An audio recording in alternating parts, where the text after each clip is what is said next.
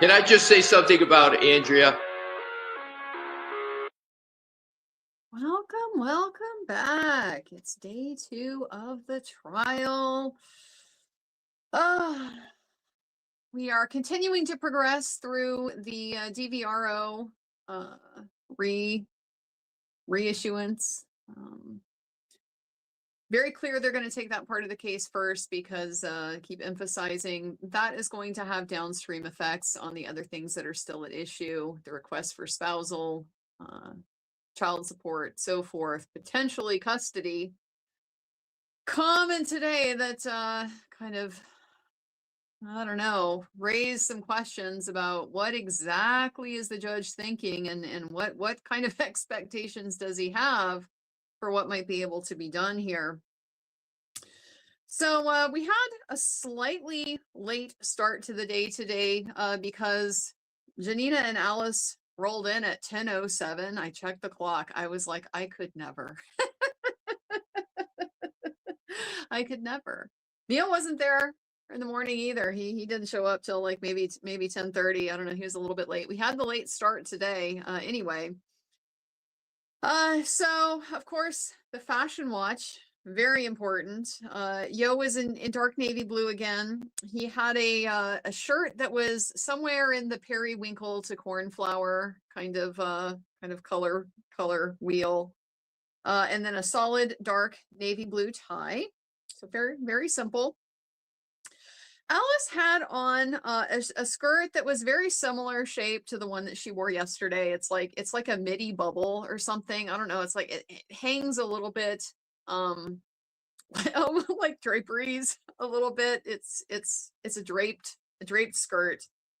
But this one, the color, I couldn't with the color. I really couldn't with the color. It was this patterned pink and a cream.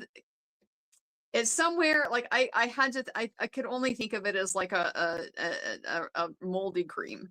It was like somewhere between a very, very yellow cream and a light tan. It didn't look good with the pink. It didn't look good at all. It looked very, very yellowed and unpleasant, sour. It looked like, looked like soured milk. And then she wore it with that, we've seen before, this jacket. It's like I call it a jacket top. It's this black tailored fitted shirt that looks like a jacket, but it is actually just a shirt. But then it didn't take very long before Alice had kind of opened up her shirt and was opening, and I saw she revealed underneath the Manky Tank, that black tank top. That I mean, I don't know. It's been around. I know it's been in the Daily Mail a few times. Just this loose fitting, very informal, old looking, loose, kind of black tank top. There it was. She wore that to court today. Bianca was wearing some straight black trousers, like kind of straight leg trousers, and a white, like long sleeve, just knit top tucked into her pants. Very elegant, very simple, very Audrey Hepburnish is the take I got from it. Before I get into the day's recap, I do have a couple things I want to go over. So first off, I did get some clarity on the court schedule because I wasn't, when I left yesterday, I wasn't totally clear on what this is even looking like. And so I was able to confirm tomorrow we only have a morning session. So we'll be starting early, we'll be finishing by noon, and then they're not going to be in session in the afternoon. I'm still going to stream it at 7 p.m. I'm just going to take the opportunity in the afternoon to do some other little things that I've got in the hopper. And then Thursday is going to be a full day, and then there's no court on Friday. So I will be doing the live stream tomorrow night, 7 o'clock, Thursday night, 7 o'clock, and then we'll be back at it on Monday, assuming there's still stuff to do. I gotta tell you, at any point, seems like that could take a hard turn in a different direction. I also completely forgot last night. I totally meant to give this shout out to Tattle, who has been they have done the great public service for court access of self-volunteering to be the archivist of the court documents here. It's been a fantastic resource, as many of you know who follow cases. Yeah, we've got rules all throughout the United States that court records are public, but that doesn't necessarily mean it doesn't come with a price. And so California is, it's not the worst in terms of access, but they just definitely, they're expensive. They're often hard to reach and a little bit hostile about getting things, not really super friendly on the court access front. So the fact that the folks at Tattle have taken the initiative to collect those and compile those and release them publicly so that everybody can be up to speed is like I said, it's a fantastic service, and I really want to give them a shout out for everything that they've done there. I very much appreciate it and rely on it all the time. Well, before I get into the recap too, I just I don't know, I was a little philosophical today. I think because I actually got to like have a kind of long morning and drink a cup of coffee and walk around downtown and things like that. And I've been thinking about all kinds of different things that just come to mind with this case. I did a short this morning where I just, was reminded of Dr. James Fallon, the neuroscientist who's the psychopath, and what a spectrum that is when it comes to traits like lack of empathy and superficiality and deceitfulness and things like that, and how we tend to have this view of psychopathy as being the Ted Bundys and the Richard Ramirez's and stuff, which is certainly true, but it's not just the criminally violent psychopaths out there.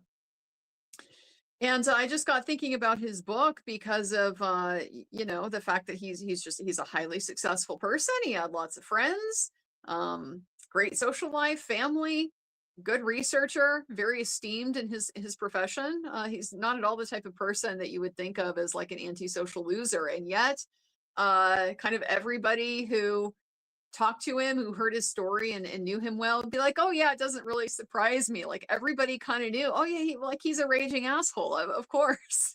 And there was a moment where he had this kind of great insight, where he was just he was acknowledging like he's able to understand other people's feelings. He's like able to appreciate, oh, I do this and other people will feel that. He just doesn't care. He just can't care. And so for him, the idea of like having a successful family life and things like that was very much around kind of, even though he can't really make himself care, he can do the behaviors that make it look like it does. So, go to the nice events with his wife, remember the birthdays of the kids, like just these very basic things that make people feel like they're seen and understood and stuff like that. So anyway, just a lot of these traits, out there, that I mean, we all kind of have it to some degree. That's the challenge with something like psychopathy. It's a formal diagnosis, but it's kind of exists on a spectrum. It's like narcissism. It's like once you reach a certain threshold of pathology, then okay, you'll get a diagnosis. But they're traits that everybody has, or at least can access to some degree. You don't have to be a psychopath to be able to tell a lie. You don't even necessarily have to be a psychopath to tell a lie and not really care about it.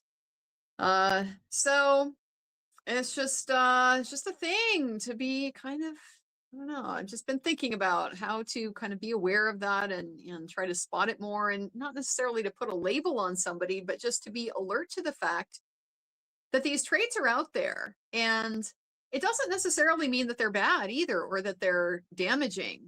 There's a lot of ways in which these traits are very beneficial things to society. I mean, I was thinking about the fact that this guy not caring about people's feelings, I could see an argument that is probably a really good thing for a scientific researcher. It's going to make him less prone to certain kinds of bias and stuff like that. But yeah, just because they exist, like you want a surgeon who doesn't, you know, we can kind of turn off his feelings about cutting into you and stuff like that. Like these traits have some benefit, and it's not like they're inherently bad. It's just that we need to be aware of them, especially because the kind of more extreme they get, the greater potential for harm to the people around them. So yeah, spotting the red flags is kind of an ongoing challenge. But the real thing I wanted to share, I have something to read to you guys. Very short, but little piece of poetry from back in the day. Would that the Argo had never winged its way to the land of Colchis through the dark blue Sumplegares. These are the clashing rocks that come together and crush the ships in between them. Would that the pine trees had never been felled in the glens of Mount Pelion and furnished oars for the hands of the heroes who at Peleus's command set forth in quest of the golden fleece. For then my lady Medea would not have sailed to the towers of Iolcus, her heart smitten with love for Jason, or persuaded the daughters of Peleus to kill their father, and hence now be inhabiting this land of Corinth, separated from her loved ones and country. At first, to be sure, she had, even in Corinth, a good life, with her husband and children, an exile loved by the citizens to whose land she had come, and lending to Jason himself all her support. This it is that most rescues life from trouble, when a woman is not at variance with her husband. But now all is enmity, and love's bonds are diseased. For Jason, abandoning his own children and my mistress, is bedding down in a royal match, having married the daughter of Creon, ruler of this land. Poor Medea, finding herself thus cast aside, calls loudly on his oaths, invokes the mighty assurance of his sworn right hand, and calls the gods to witness the unjust return she is getting from Jason. She lies fasting, giving her body up to pain, wasting away in tears all the time ever since she learned that she was wronged by her husband, neither lifting her face nor taking her eyes from the ground. She is as deaf to the advice of her friends as a stone or a wave of the sea. She is silent unless perchance to turn her snow-white neck and weep to herself for her dear father and her country and her ancestral house. All these she abandoned when she came here with a man who has now cast her aside. The poor woman has learned at misfortune's hand what a good thing it is not to be cut off from one's native land. She loathes the children and takes no joy in looking at them. And I am afraid that she will hatch some sinister plan, for she has a terrible temper and will not put up with bad treatment. I know her, and I fear she may thrust a whetted sword through her vitals, slipping quietly into the house where the bed is spread, or kill the royal family and the bridegroom, and then win some greater calamity. For she is dangerous. I tell you, no man who clashes with her will find it easy to crow in victory. It's the opening paragraphs of Euripides' Medea. Back in the day, Medea the myth, the original myth of the wronged woman. And God, the parallels, I have to tell you, the parallels are shocking. It's a story of a woman who is driven and consumed by vengeance. Euripides' portrayal of this particular myth is it's much more sympathetic to Medea than probably most of the depictions of Medea. She's a barbarian in the Greek thinking. She came from Colchis, which is in modern day Georgia, so she's basically like a Russian. and so didn't follow, you know, the customs and practices of the Greeks. So that made them automatically suspicious of her. She was also a witch who practiced magic, and a particularly disturbing magic to the Greeks, because she committed grievous, what's the word that they use? Sins that like are corrupting, like poisoning the soul.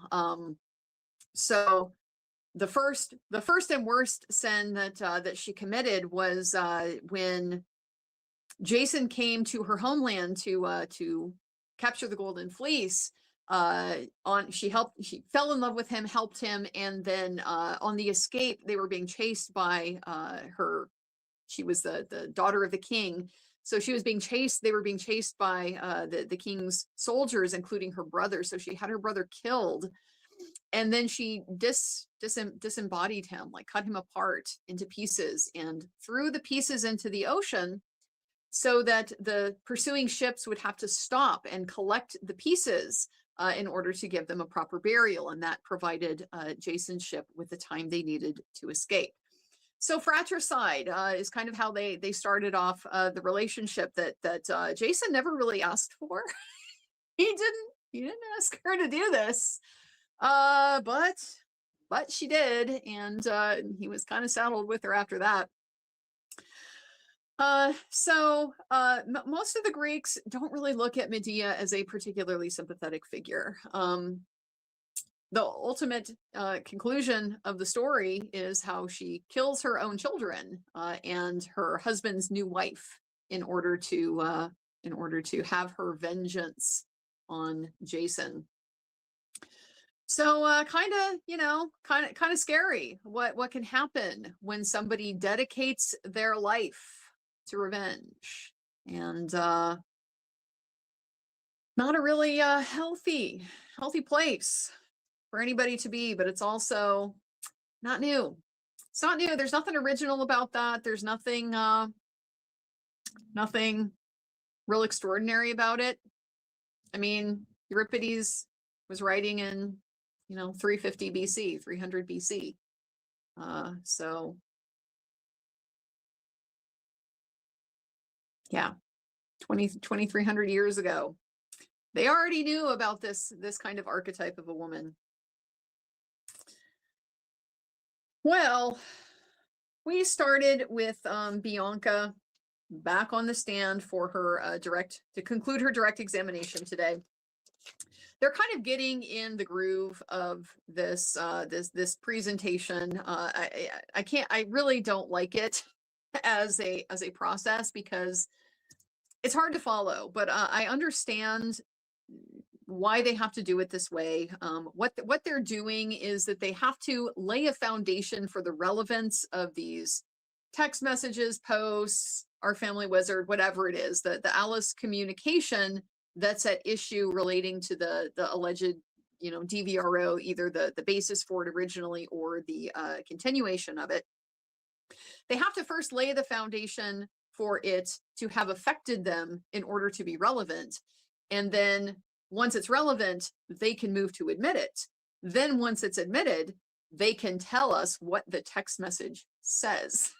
So we hear all this stuff before we ever get around to the point of hearing what's actually at issue here. What's the problem? And so there is a lot of repetitive testimony about feelings. I'm not going to repeat most of it again today, because we heard a lot of it yesterday. We did get some very kind of colorful descriptions, however, from Bianca. So we started off with a text message where Alice was essentially accusing Bianca of using fake accounts to say negative things about Alice because she was jealous of Alice, and talking about Ioan leading a secret double life, and Bianca gloating about Alice's husband's 7 inches being inside of her and not Alice. thinking Bianca is a psychopath, implying that Ioan was a good person until he met her. Bianca has no empathy, lying that she made Ioan fire Gloria, the nanny. So she thought these things were rather offensive. Seems to make a lot of sense. Janina objected again to some of these. So the judge was not particularly impressed with Janina today. There were a few moments where just you got to read the room. You got to read the room. And there were some messages sent here today that I don't know how they could have been any clearer. But early on, it was fairly straightforward. It was just kind of more of the keeping things in line. So Janina starts with the objecting to Alice's text as hearsay. Judge denies that. He says this is the predicate for the order, so it is admissible. It is relevant. That's overruled. Today, as soon like early into the testimony, I noticed that Alice was doing a lot to kind of occupy herself with a notebook and a pen today. She's kind of taking a lot of notes. Yesterday, she would kind of really, so Janina has a laptop, and on her laptop, she has copies of the exhibits that they're talking about and her own notes and things like that. So Janina will pull up whatever, tweet that they're talking about, and and be able to read through it. And so Alice will be sitting over and like looking and reading it while they're asking the questions and stuff. Today, at least in the morning, she really wasn't doing that as much. It looked like she was kind of doodling. I mean, she might have been taking notes, I don't know. But she was just kind of occupying herself with this pen and this notebook, and she really didn't seem to be paying as much attention as she had been yesterday. Another post where Alice said she's talking. This one I think was on Instagram, where she had linked a Daily Mail article, and Alice, she said she's talking to the Daily Mail, and she didn't yell that she's a psychopath. They apparently did a headline about this tweet, or wherever she had put the whole thing about, Bianca's a psychopath and the 7 inches and all that. Daily Mail ran an article about this tweet, and so Alice screenshots the article and posts it, and she's like, I didn't call her a psychopath with an exclamation. That makes it sound like I'm yelling. I just said she was, because she is. And to Bianca, it's just doubling down on this and kind of just stirring the pot, to ensure that things continue to end up in the headlines. Janina moved to strike over lack of foundation about things ending up in tabloid headlines. That was overruled. It's in the freaking screenshot in the tweet, for Christ's sake. I don't even know what's up with some of these objections. I mean, I guess you're trying. But it's just a very weak effort. And as the day goes on, it does just kind of become clear that the judge is appreciating some of this creativity less and less as the time goes on. More tweets about Ioan leading a double life with her, calling her a she-devil, a succubus who just wants his money. She wants his fame to rub off on her. Calls her a Tattle idiot. One of the idiots on Tattle. Yes, the great warriors for courtroom transparency. We know exactly why Alice hates Tattle so much, because they have the receipts predictably, reliably, every single time. Alice said in this tweet she has no fear of anyone legally or physically. Right, Tone? Her brother. So we got Tone. Tone came into the court. And the court had to clarify, the judge had to clarify the spelling of tone. Is that T-O-N-E, tone? Okay, that's tone. And then also clarify succubus, the spelling of succubus and she-devil for the court reporter. Making sure she got all this down exactly right. a tweet where Alice calls her a bogan. This is the one where Alice was sharing the picture of Bianca with her younger sister, and she did not have permission to post that photo of her. Another one where Alice asks Bianca to sue her and threatens her to be careful because Bianca is a visitor to the country and she is a citizen by birth. And Bianca has already filed false police reports that's a crime and that could lead to her that would lead to her being deported. So Bianca took that as somewhat threatening. Now at this point, Janina objects to this misstating the evidence, misstating the tweet. Bianca is misstating the tweet with how she described it. The judge says, well, I read that differently, so I'm overruling your objection. And by the way, I can read the words myself and draw my own inferences from them. And I just went, oh shit, as soon as he said that.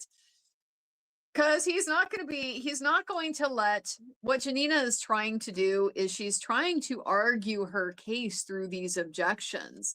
That misstates the evidence. Well, then cross-examine her on it. That's how you make the point. It's really not an objection during questioning. It's just very, very poorly done. But this was like the first kind of shot over the bow, since we got a ship theme, right? We have a Captain Horatio Hornblower here in court. You've got a Jason sailing the Argo. Why not have the first shot fired over the bow from the judge here today? I can read it for myself, Janina. Don't need your objections on that. You're overruled. Let them continue. So the way that they have these exhibits organized, I'm starting to get a feel for this as well.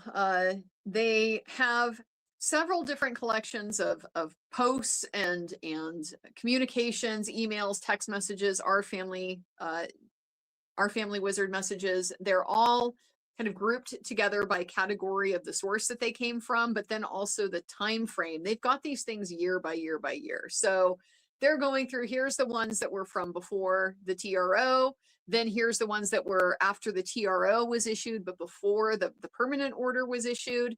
Here's the ones after the DVRO was issued in 2022, 2023. Here's the ones from 2024. Here's the ones from 2025. So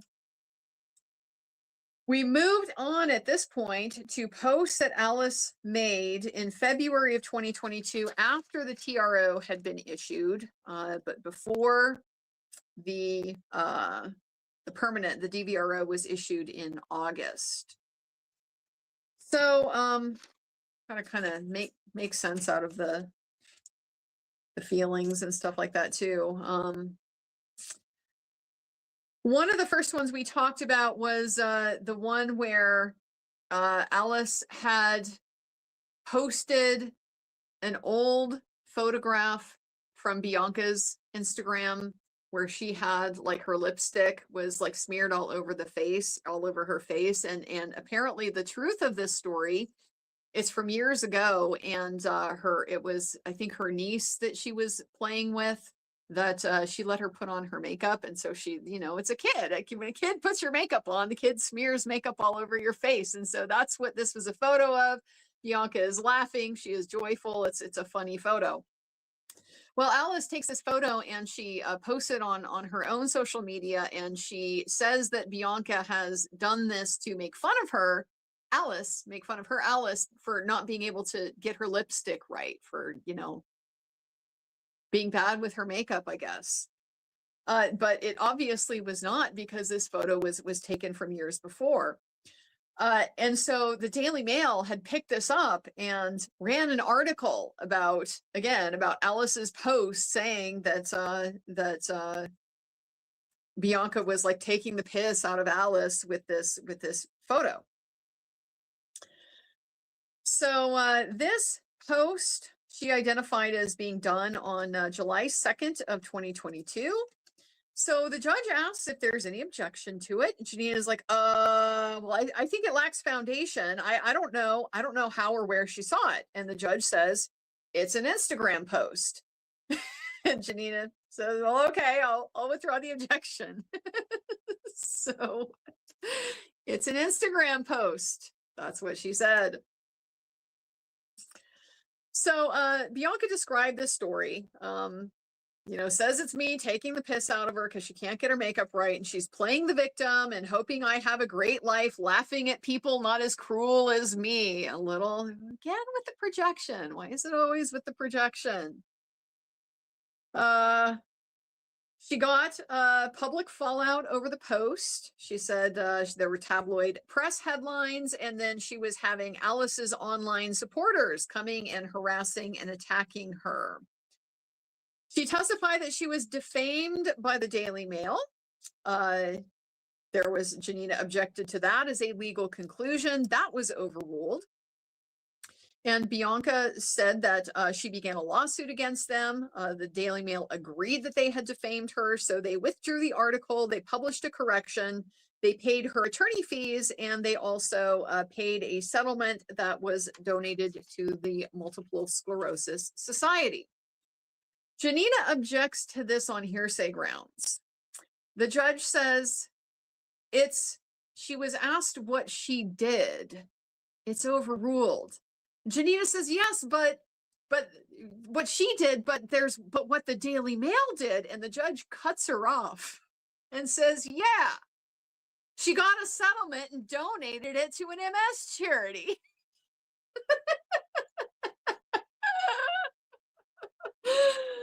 Judge isn't having it. He's not having it.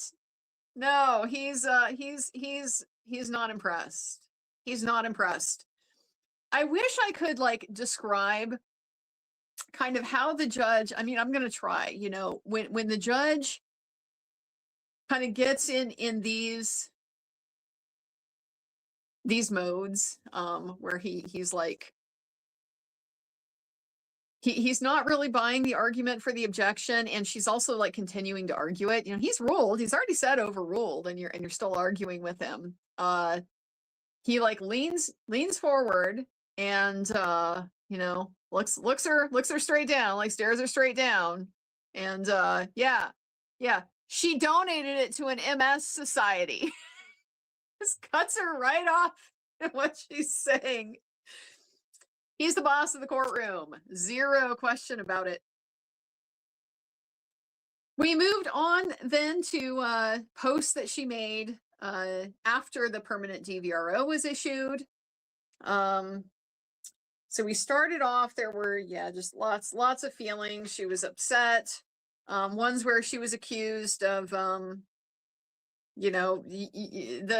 using fake social media accounts to come at Alice and stuff like that. The projection, once again. She of course doesn't use social media that way, and through all of this, Ioan just continues to apologize when she's getting attacked. He feels responsible from it. She keeps emphasizing it's not his fault. He shouldn't, and I tell him he doesn't have to apologize, but he feels responsible for it anyway. Posts again talking about the affair, using the children, saying that even the kids knew, and that they were the only ones pretending, Bianca and Ioan were the only ones pretending that they had just worked together and then ran into each other in Los Angeles, which isn't, Bianca's that isn't even her own story. Not even her own narrative that they ran into each other in Los Angeles after working together for 3 years. Comment about how she knew her lawyer would be upset about what she was doing, but she was going to do it anyway, and that was alarming to Bianca because she is defiantly breaking court orders. And then Alice accusing her of the online activity that Alice herself is doing, the fighting, the bullying, the harassing people, and stuff like that. One post about an earlier lawyer, one of her earlier lawyers had told her, you're fighting against a 29-year-old lunatic. True story. So the first one, like once we actually kind of got a little more of the substance, no, sorry, then we moved on to 2023. A Twitter post where Alice accused her basically of having STDs and claiming that Alice needed to be hosed down with a sandblaster. And kind of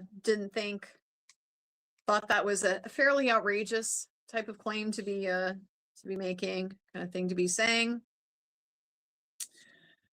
More posts from 2023 or 2024. They have a little chuckle because Bianca's using the term, the TRO, and then the PRO, the temporary order, which was February to August of 2022, and then the PRO was what was issued in August of 2022. Judge says he just needs to clarify, PRO means the permanent restraining order, and then they have a little chuckle. He's like, Joe is the first one who had to introduce us to this lingo or whatever. So everybody has a little laugh. But just for purposes of clarifying the record, which again, I do appreciate the judge making sure that that is all clear. PRO means permanent restraining order. TRO means temporary, and everybody's on the same page about what those terms mean. We have, starting to look at the first one, we have an objection to, Alice's post. And Janina is saying it misstates the document because these are not posts. These are comments. These are comments. And so the judge says, well, all right, fair enough. I'm not a social media guy. I don't know how, I don't use it. So go ahead and explain to me, lay some foundation and explain it, how all of this works as if I'm new. And so Bianca explains these are comments that she made on her Instagram posts. And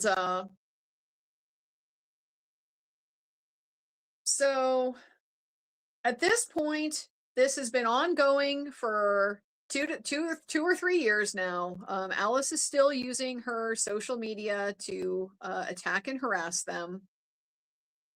Janina objects, saying there's no date on these posts. I'm sorry, comments. They're making the objection.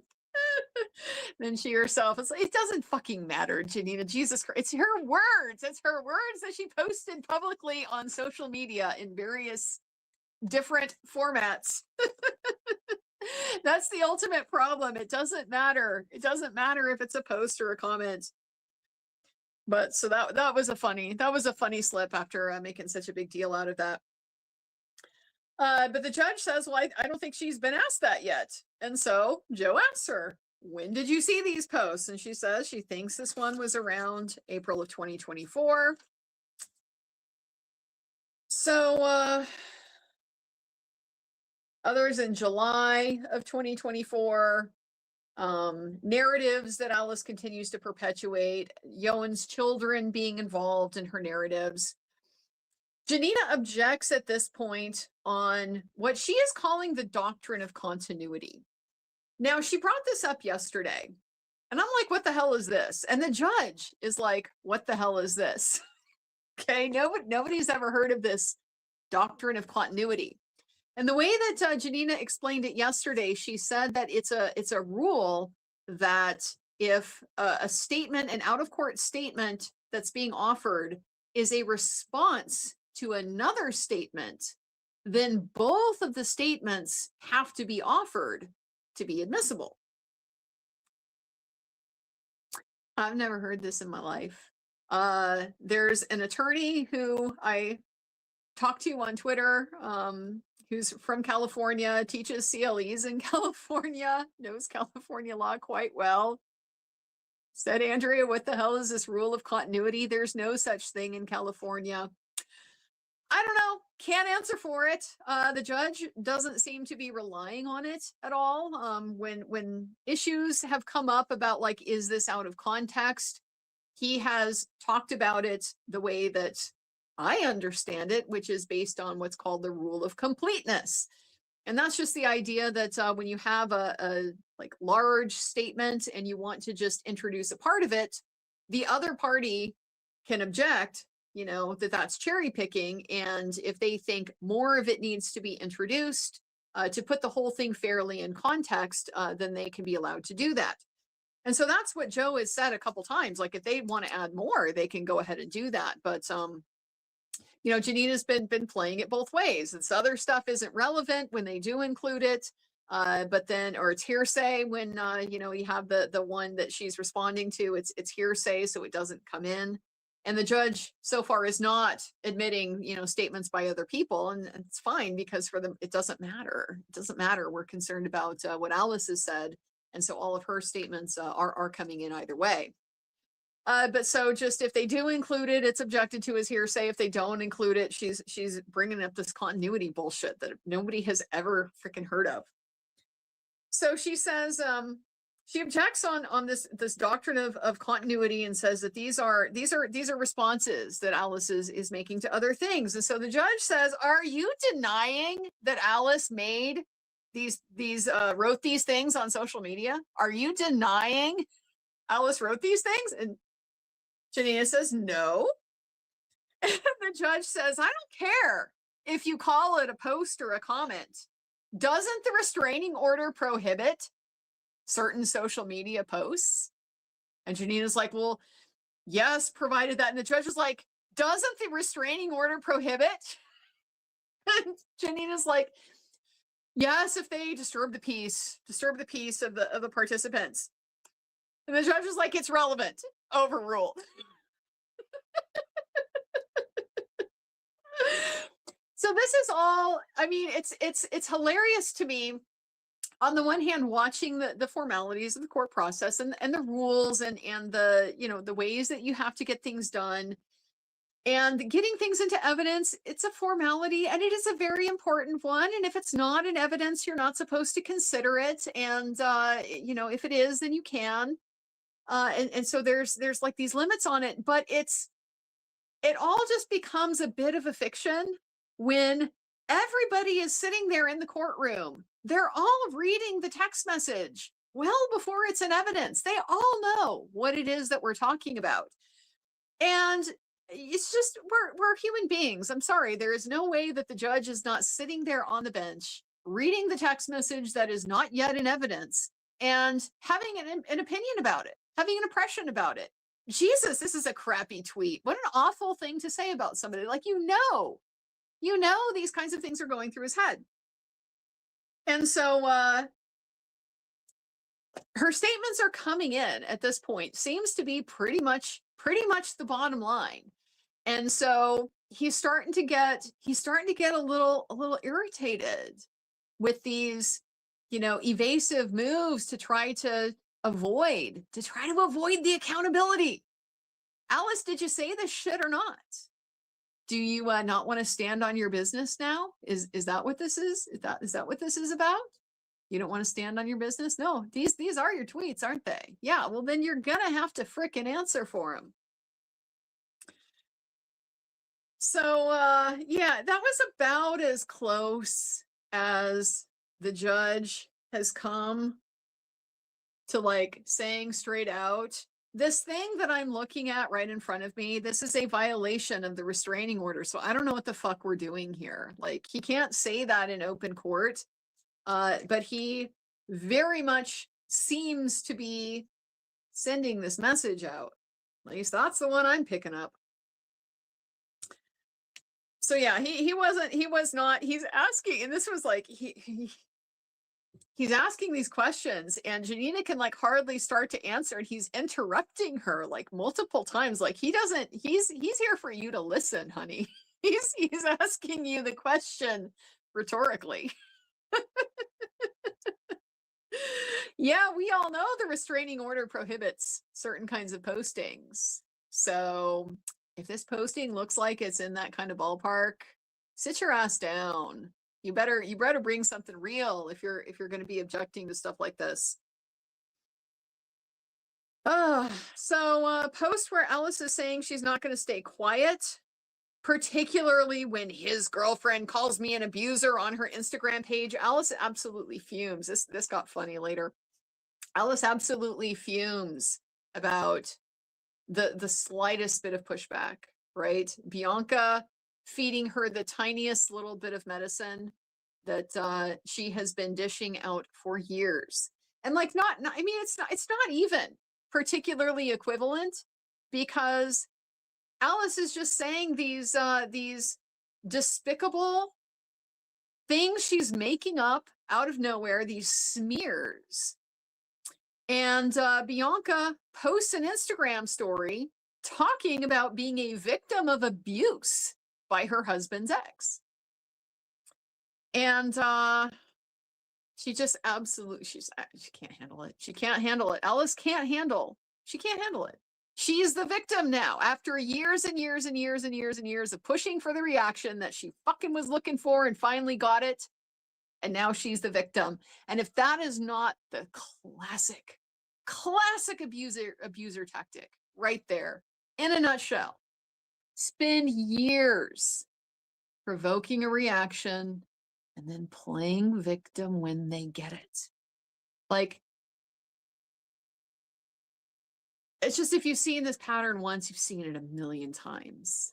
I have to think this judge has seen this pattern a million times. If he's been in the high conflict family court for years and years and years, and he's seen the high conflict dynamics and the abuse dynamics, he's got to know. He's got to know. It's classic, absolutely classic. Provoke a reaction that you can punish them for, blame them for, and play victim over. That's how the DVRO operates.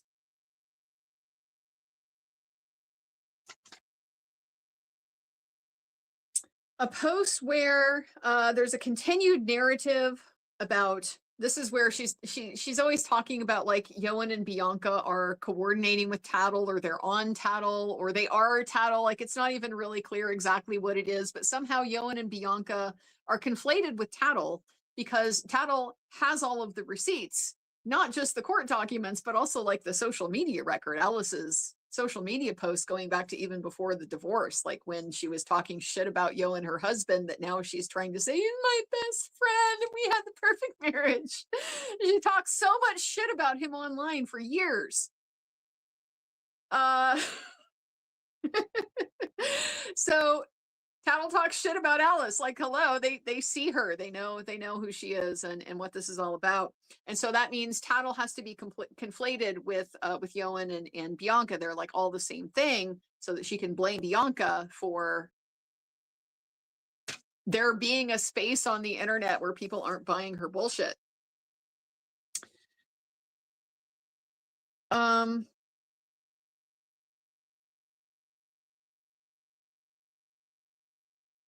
Oh God, I forgot the one. Oh no, it is this one. So Tattle is being controlled by people she can't mention.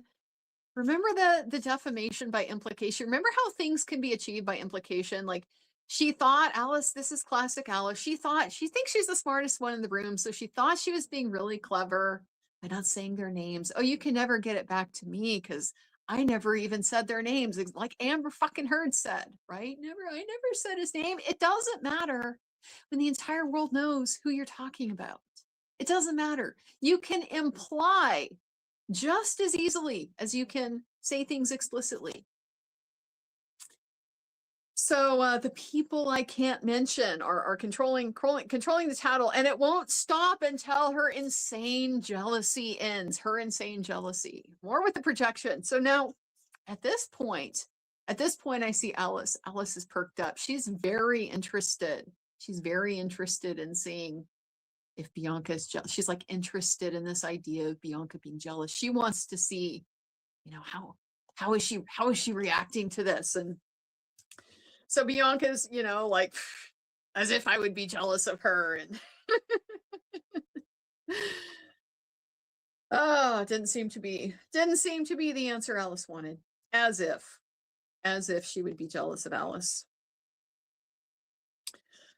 A tweet about a false and proven narrative that her eldest daughter had been physically abused and left out of court. And so then we got the backstory. We got the backstory of Ella's restraining order petition. So Bianca now tells the court, and I love how she did this, because this is such a testament to how storytelling is what wins you a freaking trial. Evidence is great. Evidence is important. You need to have it, but it is your story that wins you the trial. So Bianca told the story of what happened leading up to that DVRO application. So she said, in 2023, Alice organized this overnight visit at Ioan and Maya's apartments. He hadn't had much contact with the children. They arrived with the child therapist there to observe, and they were out of control. And they ran out, and as she ran out, she stuck her hand in the door as I was closing the door. And so she filed for the restraining order against me. It went to a hearing where the child admitted that her story had been false, but Alice continues to maintain this narrative. So at this point, the judge kind of interjects and he says, okay, first off, we're at 45 minutes. He'd asked Joe about how much longer did he think he was going to be. He's getting a little bit more like pushy on the scheduling. So he'd asked Joe before they started about how much longer he was going to be. And Joe said he thought 45 minutes to an hour left. So the judge is like, it's at 45 minutes now. Just want you to know, time to start wrapping it up. Then can I ask for an offer of proof? He wants to know, was there any finding by the judge of child abuse? And everybody says no finding of child abuse. And was there any finding of a false accusation of abuse, any formal finding of a false accusation of abuse? And he said no. And that was important to the judge because apparently it's one of these other like new statutes that has come up where if you like use false accusations of abuse as part of your domestic violence, like it's, I don't know, it's extra bad or something. So he just wanted to make sure there had been no finding like that he needed to be aware of. So no, there hadn't. But then he says, well, after I said yesterday, I sure hope we have a discussion about the existing stipulation at some point. Sure hope we have a discussion about the existing stipulation at some point. The existing stipulation that has placed these girls primarily with Alice.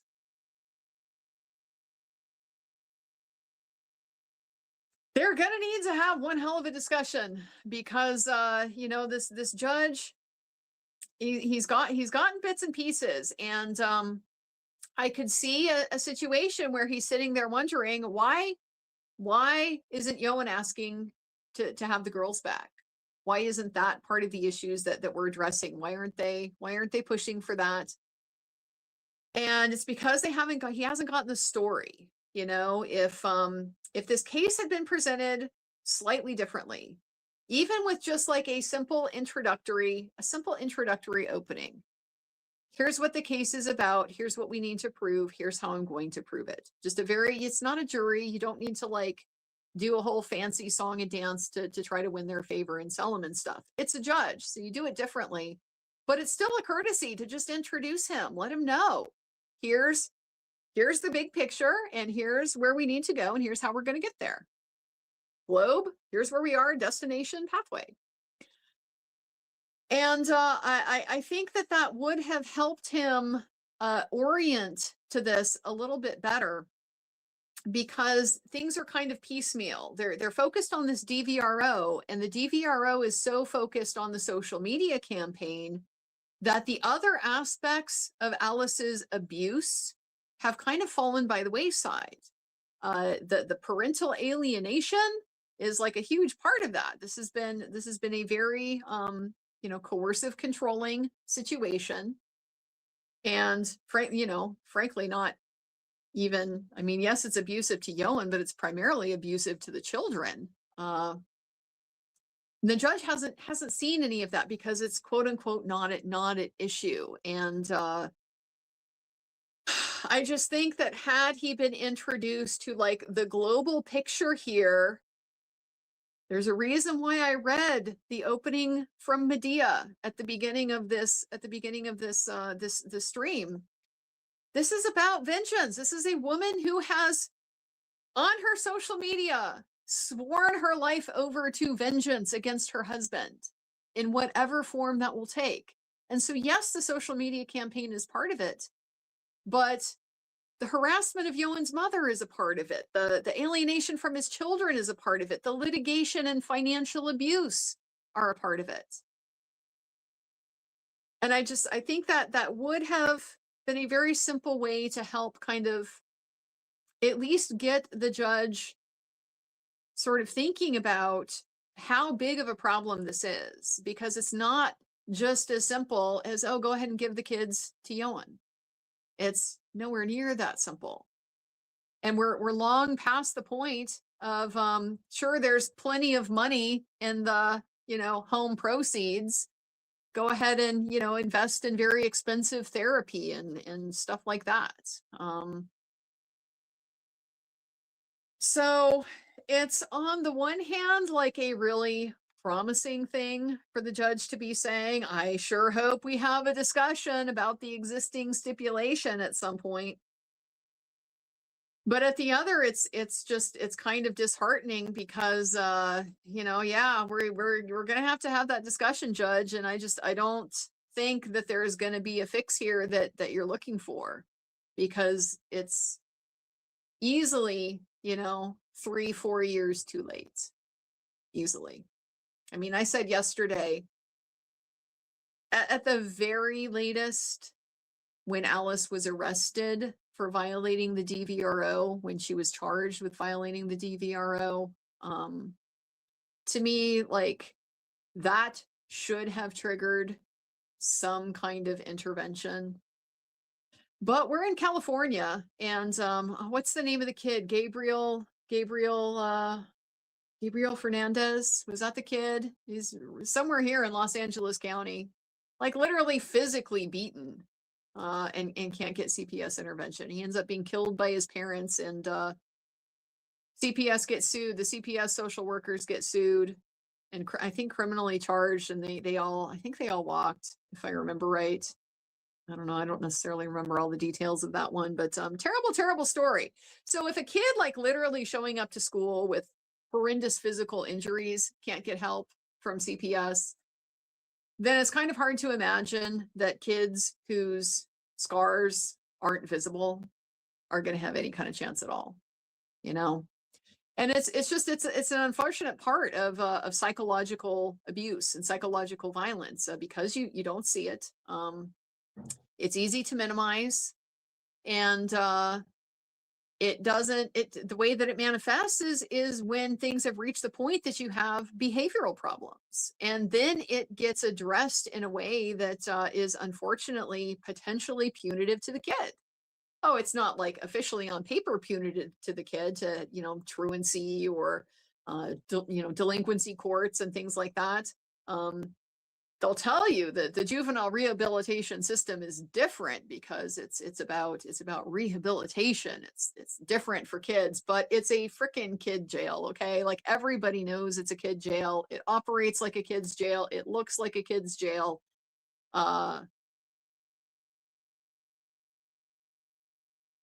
So I don't know what the answer is. I don't. We don't seem to prioritize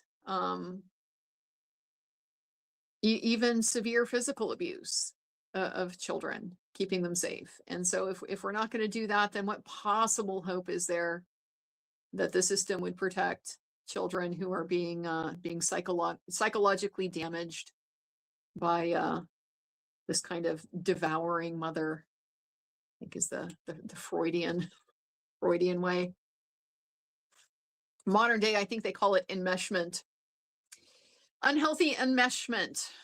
Just a lack of good emotional boundaries with your children. Parents depending on the children to meet the parents' emotional needs instead of taking responsibility for their own emotional states. It's Alice to a T, allergic to responsibility. So yeah, that statement, it jumped out, but it's just yeah, I'm looking forward to that discussion too. I just don't know that it's gonna have a really great outcome at this point. Like, the damage has been done. But we'll see. Maybe he's got ideas, who knows. So then we moved on to 2025 social media posts. At this point, you know, they are just exhausted and devastated because this has been going on and on and on. Post about men don't leave their kids unless they have someone lined up in the wings who is eaten up with jealousy, again, with the projecting the jealousy. And I've been through this. Alice is saying, I've been through this. And a comment where they says they'll try to put her in jail for discussing her own life. And she says that was false, that they were trying to put her in jail. So in conclusion, she's asked if she believes Alice's abuse will continue if the DVRO is not restrained, is not continued. I'm like, it's gonna continue even if the DVRO is extended, because she's already seen that she can violate it with impunity. There's been an order in place for 3 years. We've just spent all this time talking about violations. She has suffered no consequences for any of those. So whether it's reissued or not, she's gonna keep violating it. That's just my internal monologue, though. But Bianca says yes, absolutely, because it has not ceased. It has been unrelenting harassment and abuse, thousands of posts, unrelenting posting on social media to damage her personal reputation. And she has people contacting her wanting her dead because of things Alice said. Janina objects. She has no personal knowledge of why people are saying these things to her. The judge overruled. That's what harassment is, isn't it?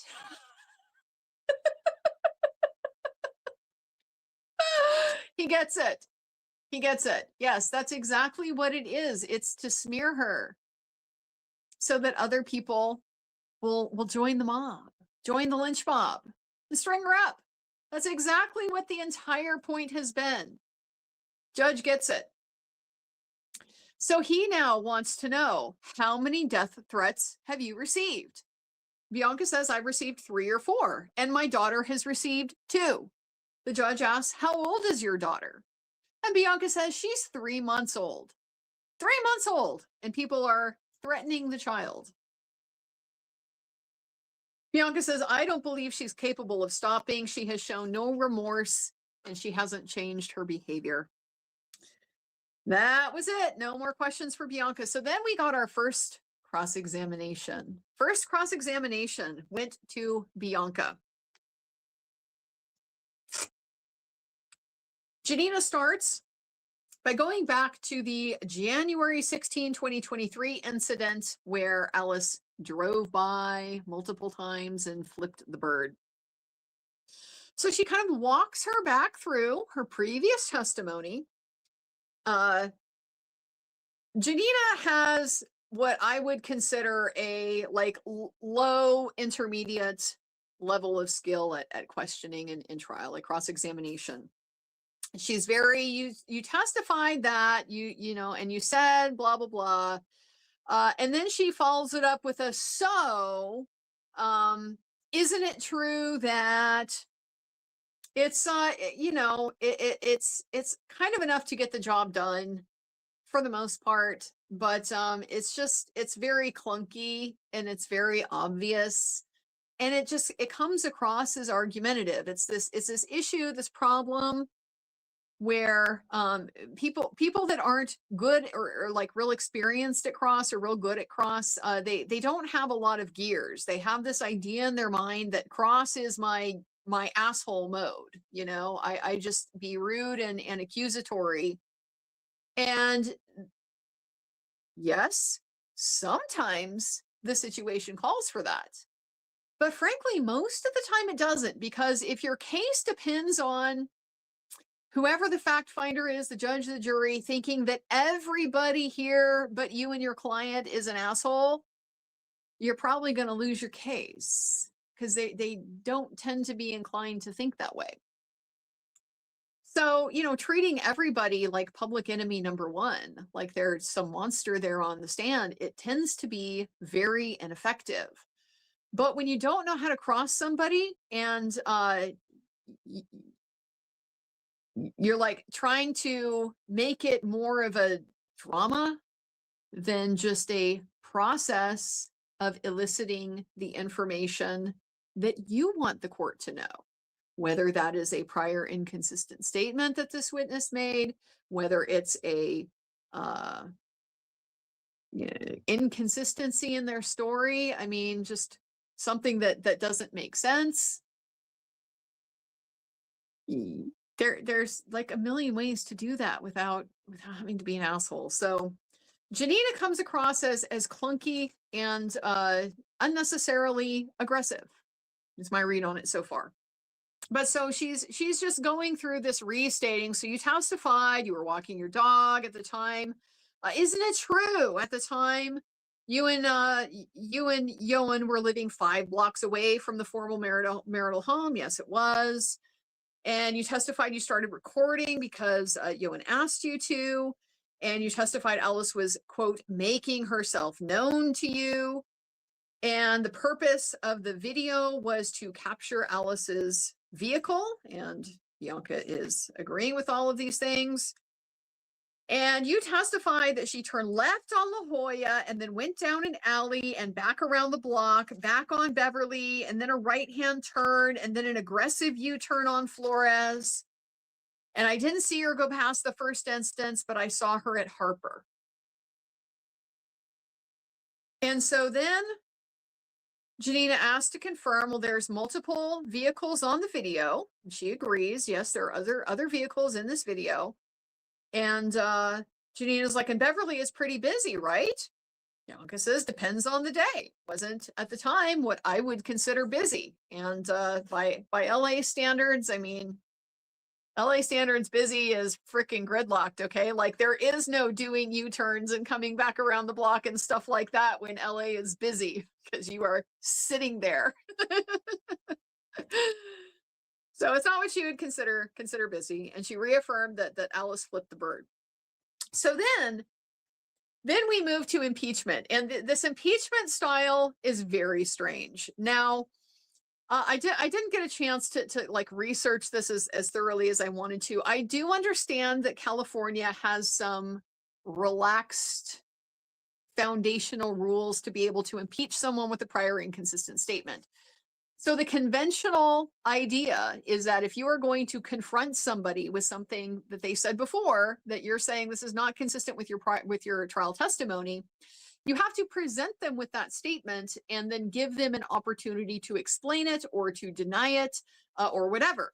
And so this is where I've mentioned before, Alex Spiro to me is like, when watching him in the Baldwin trial, he's like the king. He's got the best, smoothest, cleanest method for being able to lay his foundation for the prior inconsistent statements. And he just says, didn't you testify at your deposition that XYZ? And the person will say, if they say yes, and you're like, great, then it's in evidence. If the person says, I don't remember, then he says, do you deny it? Do you deny it? Do you deny that you say that? If they says, well, no, I don't deny it, then it's like just as good as if you did say it. Right? You might as well have admitted that you say it. Or you can move to, would it refresh your recollection to take a look at your old testimony and see what you said then? Would it refresh your recollection? So you did in fact say it, right? So that's kind of the conventional way to do it. California doesn't strictly require that, as I understand it.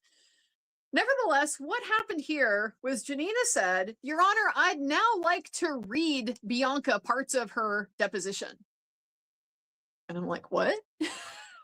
Is that how you do it here? Because that just seems off. That just seems off.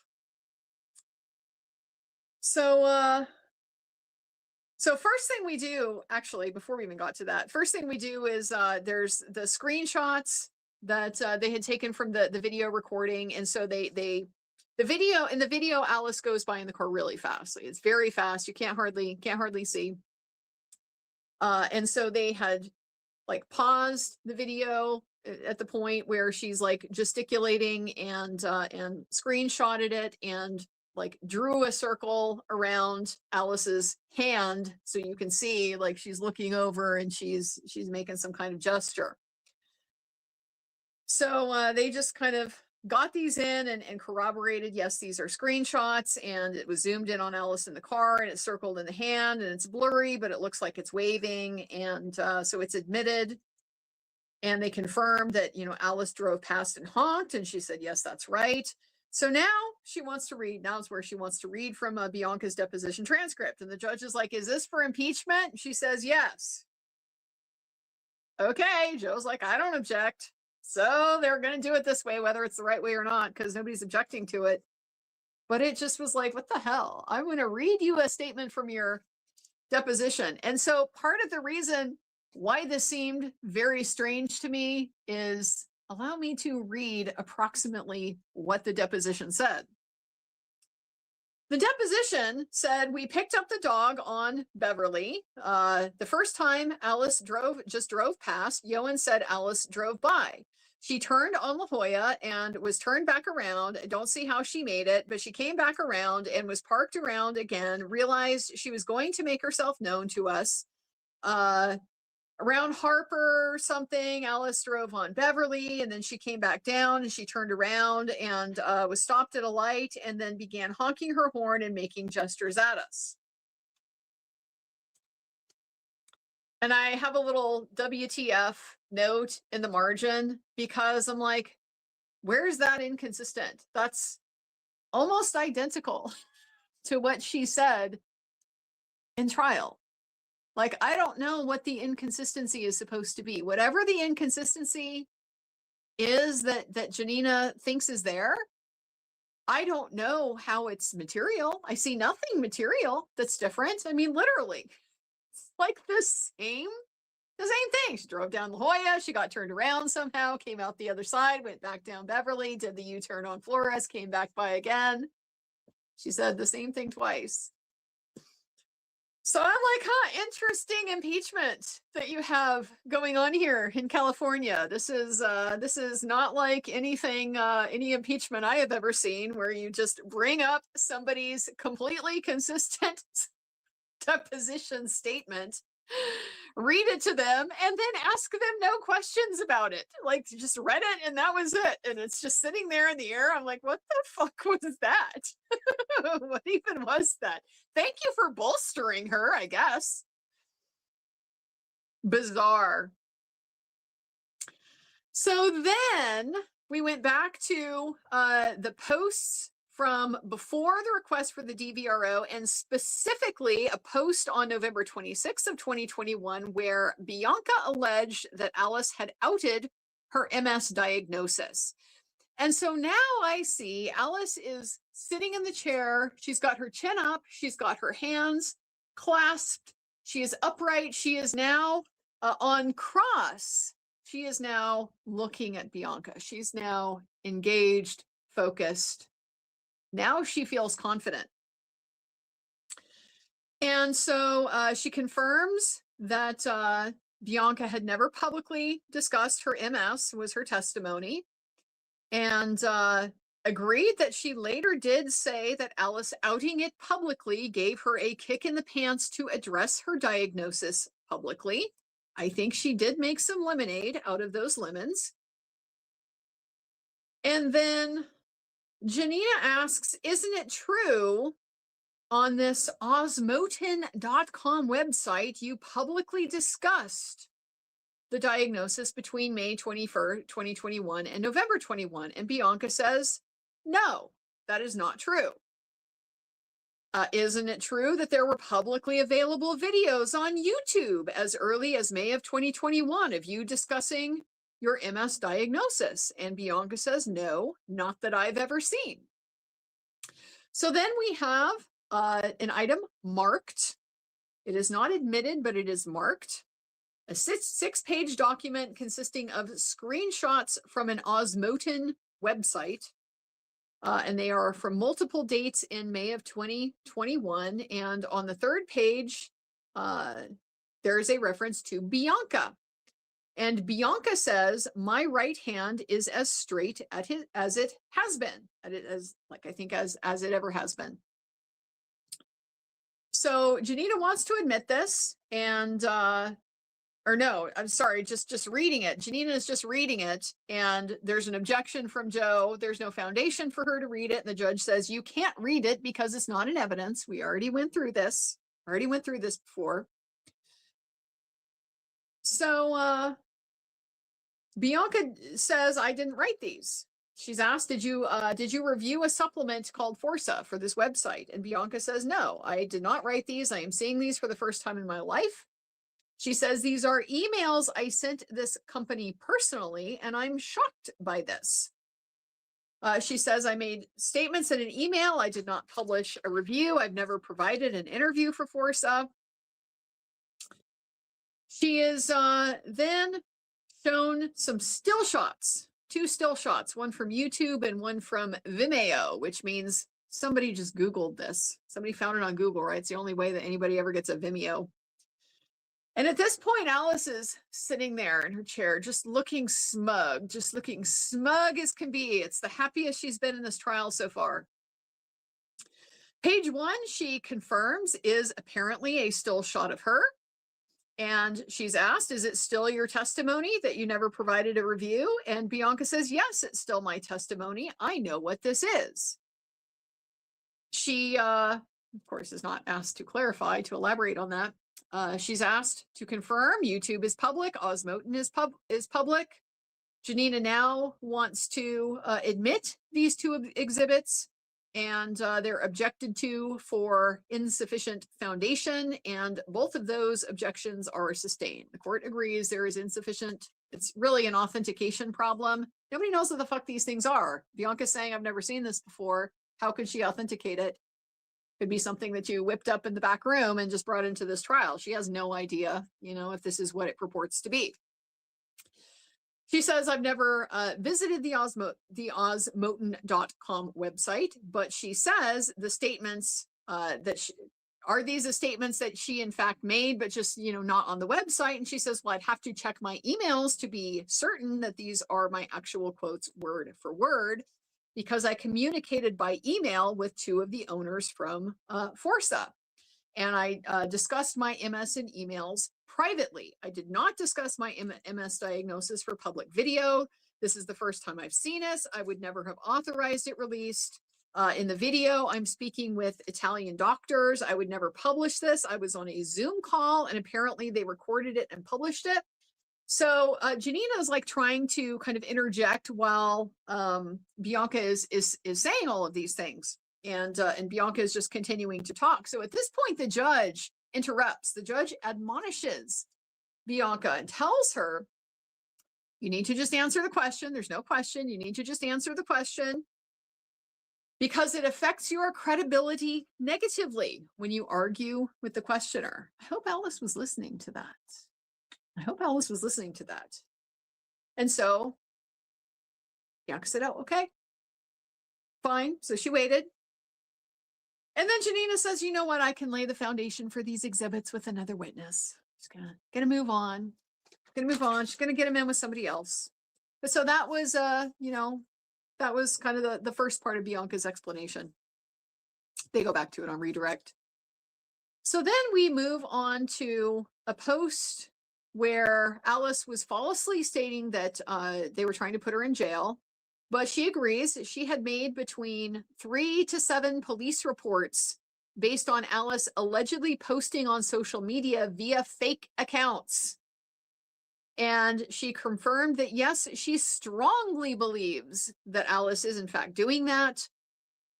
And they agree that a screen name, the fake account is where the screen name is a different name than the person actually posting. It's just a pseudonymous account, right? But it's,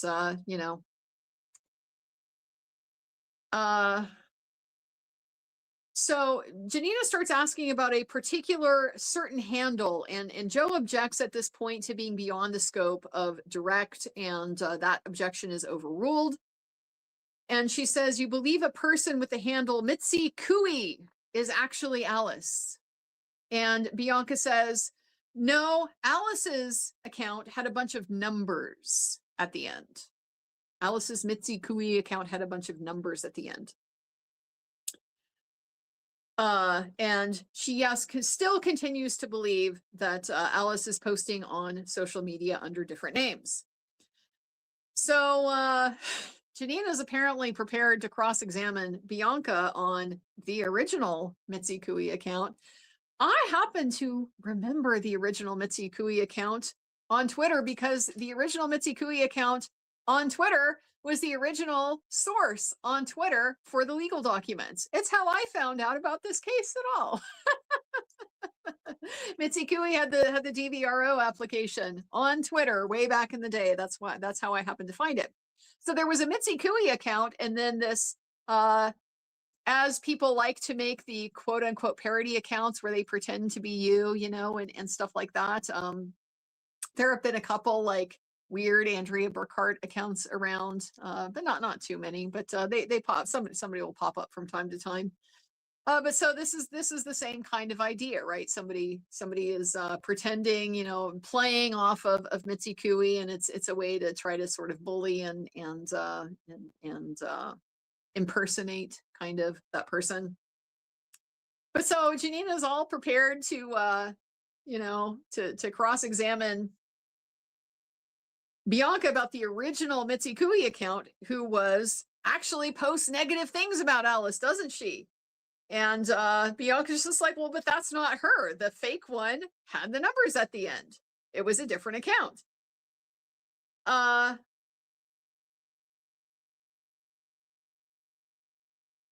And so she's like, are you saying there's two accounts, one with numbers and one without numbers? And Bianca says yes. At some point in here, there's like a question where the judge interjects. I didn't quite note exactly what the question was, but how the judge got it, because the judge is like, well, your question is like misleading. It's misstating her testimony because she says it has numbers at the end. So he's got this. He's got this. This is very clear. She is saying this is not the same account. So she confirms, yes, two accounts. One of them had these numbers at the end. One of them did not. And Janina says, oh, you follow this that closely? Kind of snotty. And Bianca's like, oh, during this time, absolutely, yes, I did. When this bitch is smearing me online every day, like, yeah, I'm paying attention to what she's saying about me. So she agreed. Now we moved on. We moved on from Mitzi Cooey. That was like a train wreck. It didn't go anywhere they thought it was going to go. I could see Janina had like this stack of Mitzi Cooey, like the original Mitzi Cooey posts that were not real nice about Alice. All ready to like talk to her about those. It's not the right account, you stupid. And you know, Alice knew that too. You know, Alice knew that. You know, Alice knows exactly who all of these people are. She knows perfectly well. She knows perfectly well this was not the Mitzi Cooey account, that she was allegedly the fake one. So then we moved on to Bianca acknowledging that she had made posts on her own social media about Alice, that she called her an abuser. And she said thousands of people had contacted her about Alice being an abuser. And she said, well, I said hundreds, if not 1,000, who contacted her to say, yes, she's an abuser. They have similar experiences. Janina says, and this was at a time when there was an order that prevented the parties from disparaging others and to use effort to prevent others. And Joe objects to the foundation at this point. And the judge says, well, is this part of the custody order? And Janina says, yes. And Bianca kind of takes it all out of the issue because she just says, I know the one you're talking about. I know this order. Joe's starting to object because Bianca's not a party, right? And so you need to establish that she has any knowledge of this because she's not directly involved. Okay. So So I have to tell you, after the whole Osmotin thing kind of, I don't know, didn't land, I think, the way that they thought it was going to land, because they really thought they had Bianca in a super trap there. But she's just like, I've never seen this before. I don't know what this is. This is, you know, private. It was private conversations I had. I didn't authorize this to be public. And Alice had been, you know, like real smug before that. And after that, she kind of like deflated.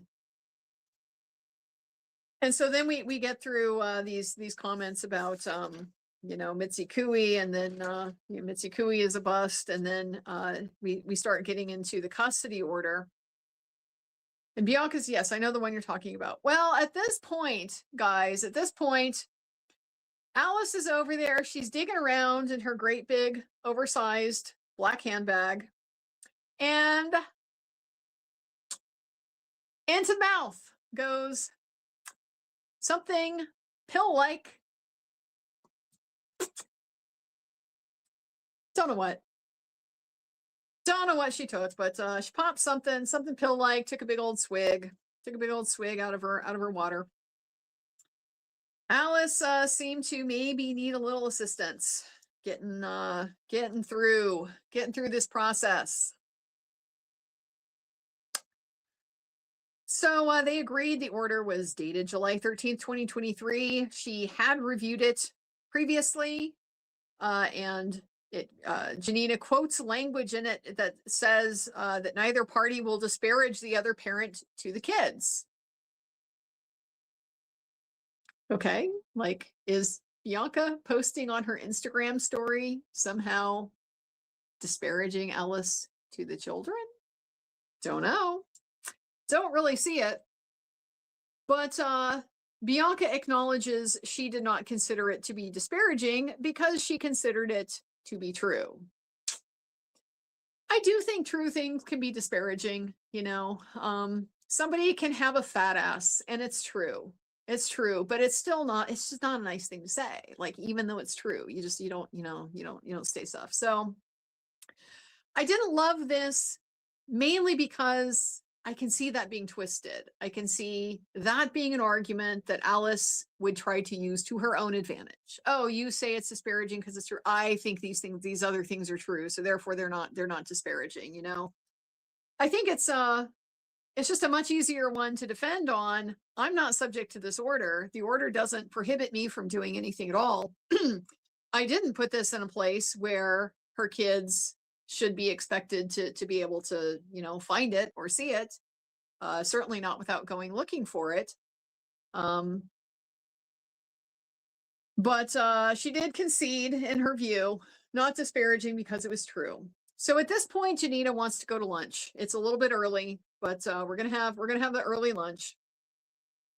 And so we're gonna come back at 1:30, and on our way out, what does Alice whip out, you guys, but a big old thick black scarf. wraps it around her neck in that Manky Tank, and off everybody goes to lunch. Oh man, had Thai for lunch today. It's pretty good. It was what do they call it? Tom yum something. It's like a spicy shrimp soup, a Thai soup. It was very good. It was very spicy. It had like 10 different kinds of mushrooms in it, and I am not a mushroom fan, like, at all. I don't really mind the flavor, but I hate the texture. I'm not a texture fan. But so I was kind of forced to be a little adventurous today. So I did try several of the mushrooms, and I have to admit the oyster mushrooms are not bad. They're not bad, especially in like a super spicy soup like this. Like, the mushroom doesn't even taste like anything. But there were these other ones, like, most of them, I don't even know what they are. I don't know how to identify them. There's like this little, like, brown, very phallic looking one. I don't know. It was like super slimy. Was not a fan, but otherwise, excellent soup. No complaints about lunch.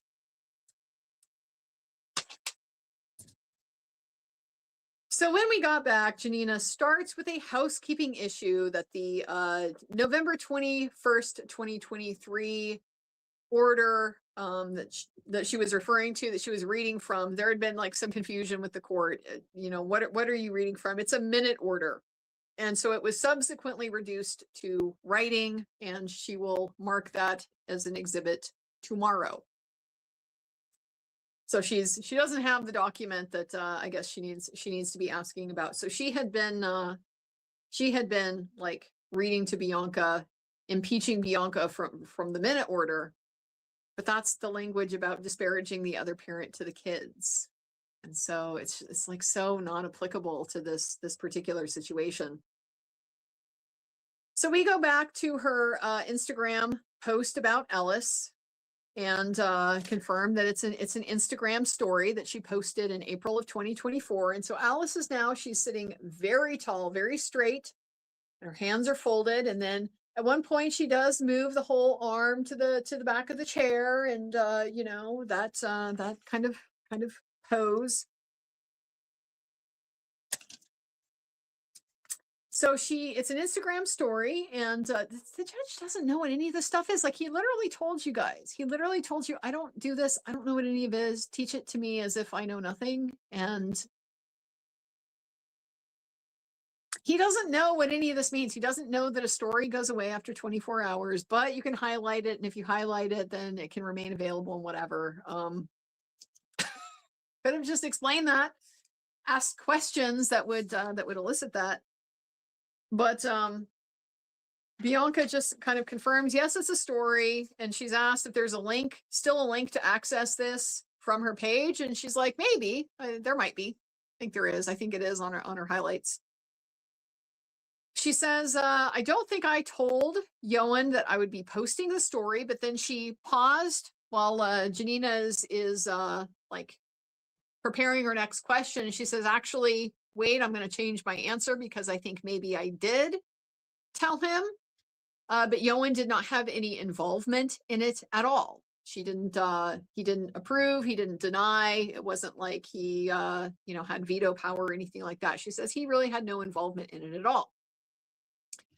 So then we go back to her objection again, or her deposition again, and there's no objection, and just reads to her the question, did you tell Ioan before you posted it? Yes. Did Ioan support you posting it? She said yes in her deposition.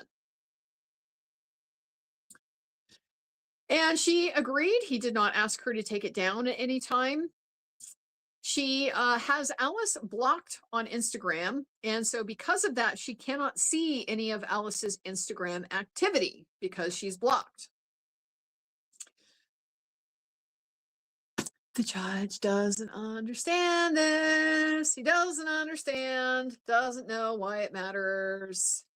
These are things that they should have come up. See, what Janina is getting at is that you've presented these social media posts as exhibits, and as exhibits you've had to authenticate them as being true and correct copies, screenshots of things that Alice posted. And if you did not get them directly from where Alice posted them, her Twitter account, her Instagram feed, whatever, there's potentially an authentication problem with it, right? But the problem is that these are already in evidence, because what Janina did not do is challenge it at the point of admission. What she should have done is asked to voir dire the witness at the point of admission about what's the provenance of these things. You have them blocked, right? So you can't see their direct social media page, right? And so because of that, you didn't get these directly from the page. You got them from some other source. So they're a republication somewhere else. And you don't know if they're authentic because you can't see your page. Like, that's how you would deal with that, is just by preventing it from coming in the first place. But Janina, in my view, really super dropped the ball on that. And so instead, she's kind of trying to use this down here as impeachment, but it doesn't matter because the judge doesn't know what the fuck any of this means, and he really doesn't care. He doesn't care. You haven't shown him why any of this matters. He has no idea how probably even that this might have some kind of relationship to authenticity. We go back to the fake profile name that was Mitzi Cooey with some numbers on it, and we go back to the deposition. And in the deposition, we're going to read a part. Joe wants to read another line, and the judge says you can certainly put more in if you like. So I think he's just saying on redirect, you can get back to it if you want to. So in the deposition, she's asked, do you have personal knowledge of fake social media accounts? And Bianca says, yes, I was witnessing it as it happened. I saw a post that she made in first person under these pages.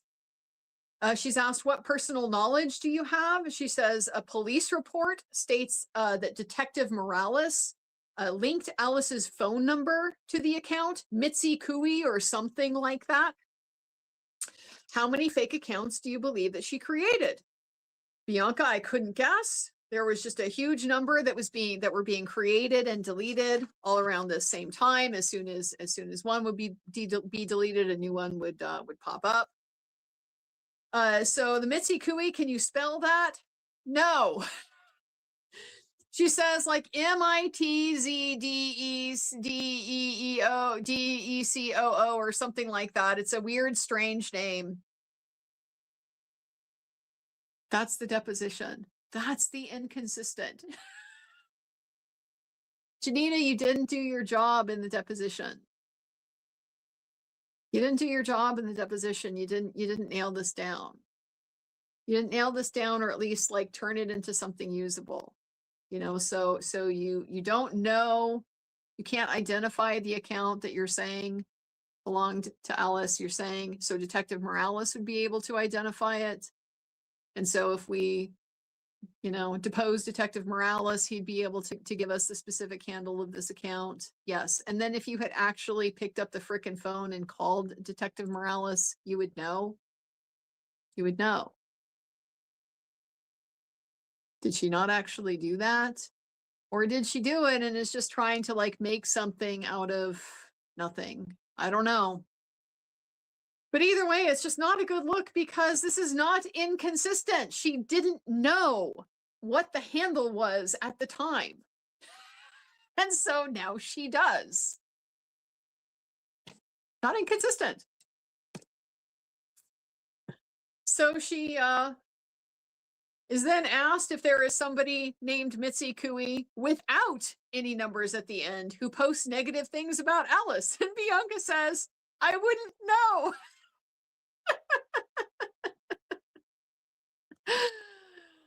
She wouldn't know. She doesn't know the original Mitzi Cooey. Something happened to Mitzi Cooey. I think she had health problems, I'm afraid. She might have passed away. But yeah, she was the original source of the legal documents for me. That's how I remember over on Twitter. Then we went to the transcript of a video that Ioan took on November 17th of 2022. This is the grape. This is Alice the grape waiting down there at the end of the ramp after she barged into the parent-teacher conference. So Bianca had produced the video to Janina after her deposition. She had previously testified about the contents of the video. We're talking now about her deposition. And in that deposition, Bianca testified that Alice stood at the door of the classroom. And Bianca says, well, did I specifically say that? And Janina asks if it would refresh her recollection to look at the transcript. Good job, Janina. You know how to refresh. Did that one right. So they look at it, she reads it, and Bianca says, yes, my recollection is refreshed, and that was indeed my testimony. I did state that she remained at the door. These major inconsistencies, right? Like, she's at the door when she was, in fact, I don't know, 15 feet away from the door, but at the point of you know, leaving, of egress. There was no other way out. He had to walk past her to get out of this area. Like, ooh, what a liar. I mean, I don't know what the fuck this is. I really don't. I really don't know what she thinks this is accomplishing. And the thing that's so wild about all of this to me, the thing that's so wild about all of this is that the judge has said multiple times now over the last several days, reminder, We are not litigating the original DVRO. We are not relitigating it. We are merely establishing the factual predicate, and then we are looking at these Ritchie factors to decide if it needs to be reissued, needs to be extended. And all that requires is a reasonable fear on the part of the protected person that there will be future violations. You don't even have to show that there have been past violations. And so they know this. Okay, they know this perfectly well, and we know that they know this because it's been part of their strategy in like their trial brief and stuff. Some of these later pleadings and declarations that they filed to try to present Alice as having learned her lesson. They're trying to minimize this whole course of conduct and suggest this was just a brief period of time shortly after the breakup where she was very emotionally distraught, and she's better now. She's moved on. She's healed. She's not in the same place. And so the reason they have to do that is because that is really their only hope under the Ritchie factor, is the change of circumstances. That, look, I've reformed, so you no longer need this order. I'm not going to continue to engage in this behavior. But you really need to show remorse and accountability for that to stick. You really do, because otherwise it doesn't look like a lesson you've internalized. It looks like a self-serving thing that you're saying just to get what you want. I mean, you know, forget the whole part about it's bullshit anyway, because we're looking at posts from 2022, 2023, 2024, 2025. This has been ongoing. It's been relentless. That is very clear. So there's no like healing and moving on. But it's their only freaking hope. It really is to acknowledge they're already in a hole because the DVRO finding was made in 2022. And the judge has already pointed out, this is the problem for the custody stipulation. It doesn't matter what we do with the extension. The finding in August of 2022 is within 5 years, the statute applies. So it is presumed that it's not in the children's best interest to be in Alice's custody. That's the problem. And so they have got to deal with that because we are not relitigating whether that happens. And so the only way they can hope to get something out of that is to show some freaking accountability. Show some kind of remorse, some kind of acknowledgement. Yes, I realize now how hurtful these things were and how it got out of control, and all these other people got a hold of it, and I can imagine how terrifying that would be. Just show some basic fucking empathy for another human being's experience. It's really all you have to do. She doesn't have it. She doesn't have that gear. And so this is just kind of crazy to watch because you know, like I said, Janina, I don't know if this is a skills issue. I don't know if this is a strategy issue. I really don't. I mean, it could very well be that they've just decided, you know, fuck it, it's getting extended anyway. So we're just going to get Alice what she wants, which is litigate the fuck out of them. You know, we're not going to get what we want, but we're going to make them pay to get what they want. Can't say it's not that, you know, I really don't know. But you know, seems like a skills issue to me. Like she just doesn't know how to cross in a non-antagonistic way. And antagonistic is exactly the wrong approach to be taking on this issue. You are on the back foot. You are not in any position to be throwing stones or casting aspersions. And so then to do so freaking ineffectively, to come with this weak bullshit, it's just mind-blowing. I don't understand what they think this is doing. I really don't. I really don't.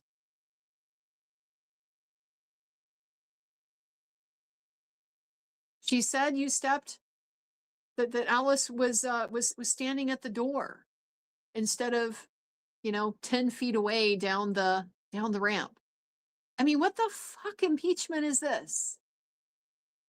Why does this matter? Are you going to try to tell me this goes to credibility? Because this is pretty fucking immaterial. And if we're going to get into the credibility battle, the parts about Alice claiming he's not paying her any child support, she's broke, etc., are going to be a much bigger problem because they're far more material, far more defamatory.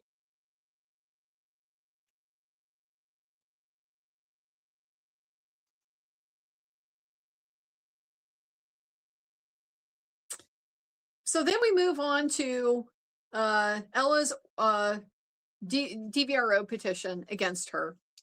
Joe objects to this as beyond the scope, and it was overruled. The judge says, no, this came out on direct. And we just established that Alice did not file a declaration in that action. The parties were Ella and herself, and that was it. And Alice didn't testify at the hearing, and that was correct. And that was it. That was the end of the cross. That was the end of the cross. Could have had anything to do with Alice. Her, how old was Ella then? 13? 13-year-old daughter doing this thing that Alice set up the visit. Out of the blue, I think you should have an overnight visit. And then shit hits the fan. I remember this so well because I remember one of the first fake accounts. I can't remember the name of the account now. It started with a J. It was the one who pretended to be a cop. Pretended to be a cop and knew all about this stuff. It was so freaking stupid.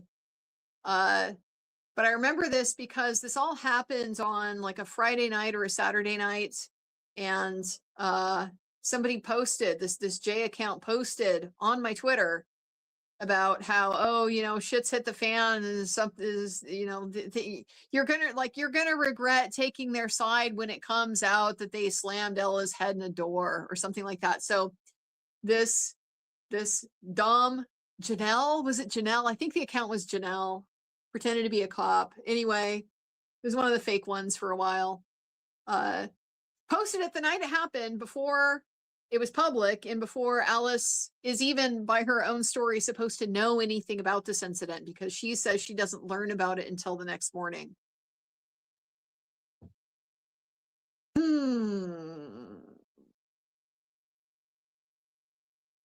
So that's the big defense. I mean, that's the big defense.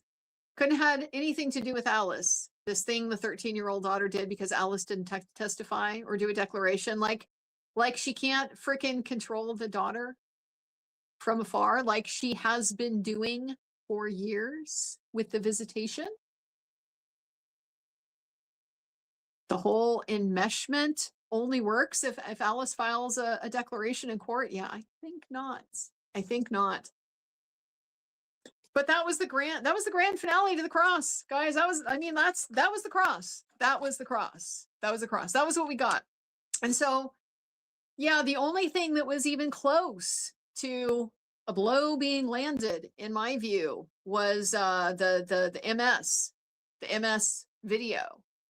And Bianca had an explanation for that. I don't know if they have, proof that that's not true. I kind of doubt it.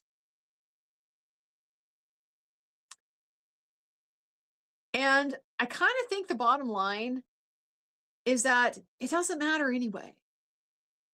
Something like your personal private health information, you really get to choose who you share that with and how you share it with people. The exhibits that that she wanted to introduce, that she was questioning Bianca about, didn't identify her in full anyway. It was just a Bianca, and it had her photo. So if you knew who she was and you happened to find this video, you might be able to put two and two together. But it really doesn't. This is what I was anticipating yesterday when I said they're going to try to minimize what Alice did. That's what I think their strategy was going to be, was to minimize. And I think this is a good example because at the end of the day, it really doesn't make it okay. If there was this other like obscure thing out there, for you to still take it and blow it up to all of your followers.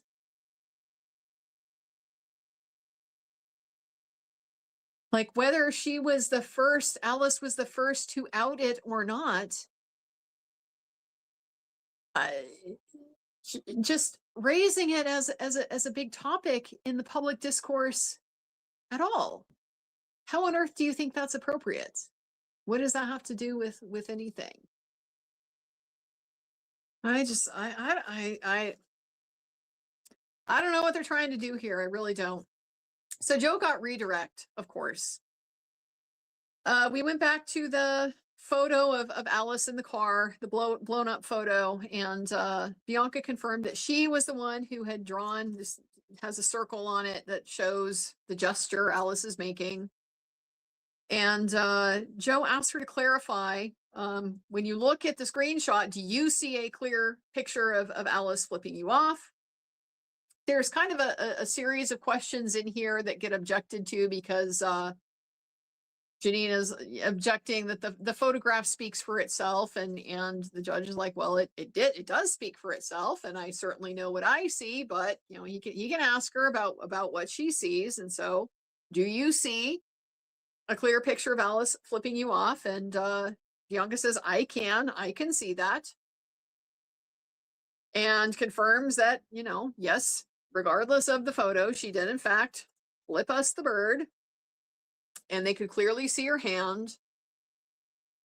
So then they went back to her deposition and some additional pages from it where she was asked, did Alice stop at a light or drive past without stopping? And Bianca says, well, she had stopped at the light and then continued on from the light. So like, my understanding is the light was red, she stopped, the light turned green, she went. So clearly not that busy on Beverly. So then how far away was she at the time of the flipping the bird? Bianca says 3 to 5 meters away, because at this point she had flipped the Yui, and so she's on the same side of the street as them. Says she clearly saw the hand, saw it as she drove past, hadn't seen her drive by the first time, so she couldn't say how far she was at that point. But the second time she drove by, the second pass, she estimated about 15 meters away. So the third pass, they're just showing, you know, she got closer. The third pass was the closest one, and that as she came through the light, she got closer to them. Then we went back to the what even was it called again? Osmoten, whatever, the website, the photos of her on the website. And Joe says, you said you know what this is. And she says, yes, it's a private Zoom meeting I had with doctors when I was doing a clinical trial around 2021. And she believes the owners were also the owners of this this company, the supplement company. They were also doctors. She confirmed she did not authorize them to release the Zoom call or any communications. She doesn't know if these items are publicly available. And either way, she did not authorize Alice to publish on social media about her diagnosis. And I was very glad that they brought that, because that is the freaking point, isn't it? That's the point. Alice has no business talking about any of this, and particularly with what happened, because Joe asked her, did you get any public backlash about these posts from Alice? Oh yes, she got attacks wishing death on me, hoping I end up in a wheelchair, and people tagged me in free giveaways for a walking stick. I remember that. I mean, just some freaking cold stuff. I don't know how people like that live in society. I really don't. So then some questions about the minute order, the one that the custody order about not disparaging the other parent in front of the children. And she said she had reviewed it, and Bianca clarifies, yes, Janina and I had reviewed it in the deposition back in January of 2025. And she had also reviewed it just before that. But prior to that time, she wasn't sure if she had reviewed that order or not. After blocking Alice, you know, how did you see her posts? And Bianca says her posts are all over, they're all across the internet. They're publicly available. That was the end of redirect. We had a brief recross. So first, there's something gets moved into evidence, and now I don't remember what it is. 233. Oh, 233 was her Instagram post about Alice, the story about Alice being an abuser. So that goes into evidence without objection. She's asked where were some of the sites where you would see on the internet where you would see Alice's posts. And Bianca says there's a website called Tattle. I think it might be Tattle Life. Don't quote me on that. Tattle, you got a shout out in the trial. Bianca says, Bianca's like, I think it doesn't have life.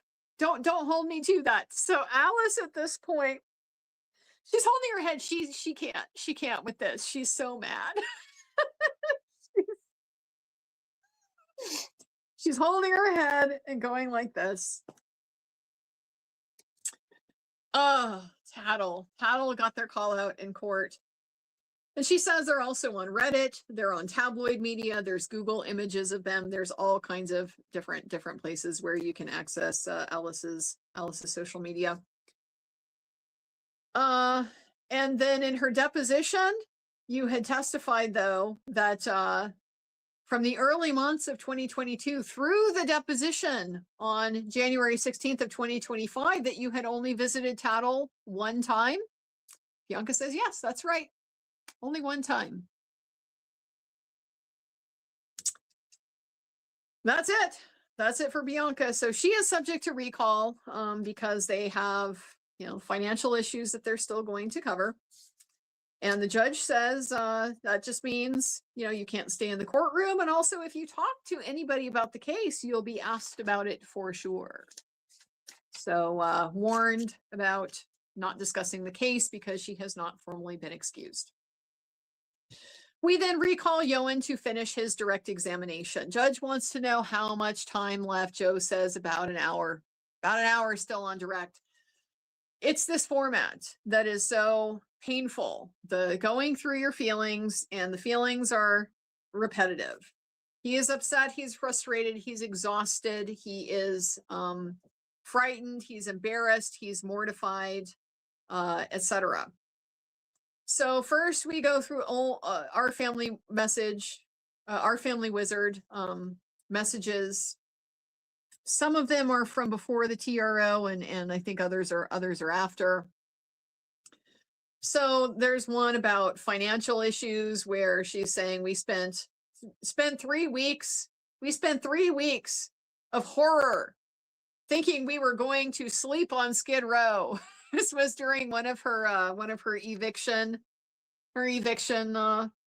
ploys. You know, we're going to be homeless. She said it so many times, and hasn't happened yet. But so she was hitting him up for money, and that upset him because it had nothing to do with the children, of course. Something about the children not being made available for him to take them to therapy.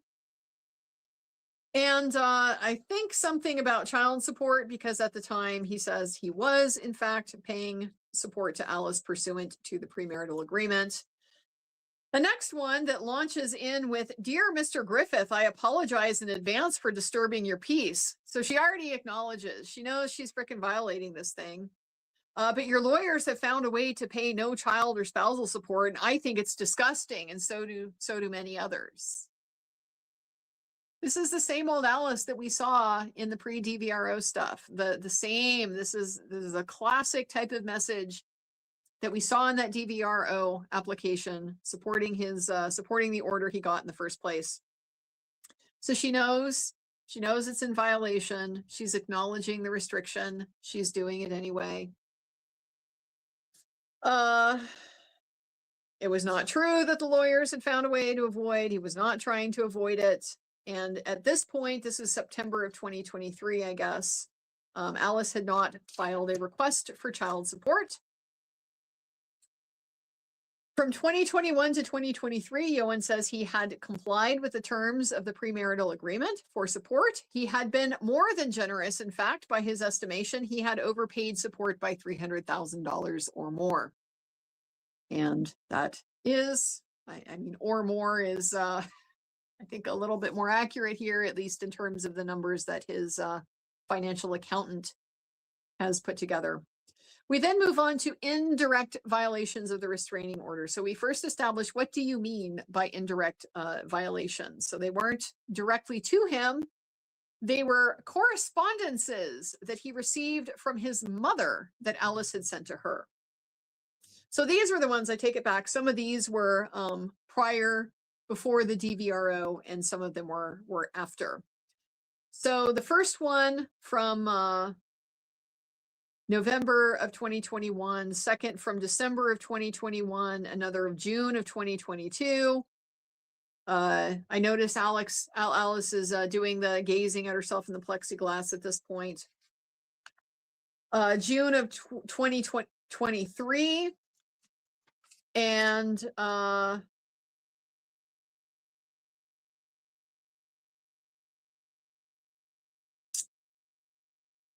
all of them, he says he believes they were intended for him because of just the language that's used in them.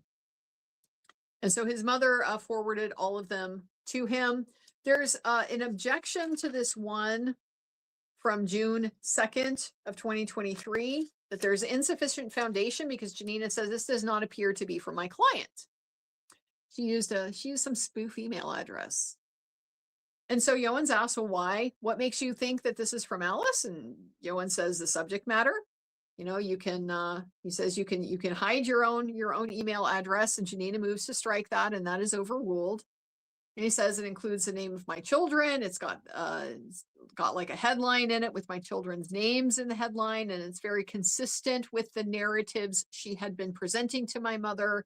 The construction of the sentences, the cadence, all of these things make him think that it's Alice. So Janina objects, continues her objection, says it's hearsay. The judge says there is an insufficient foundation even with all of those things, and it's sustained. I think it's enough personally. I think that goes to weight.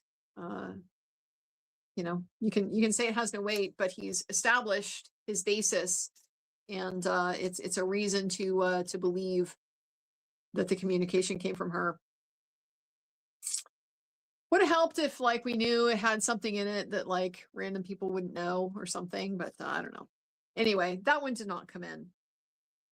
So then the one that was from June of 2022, which was when the TRO was in place. No, wait.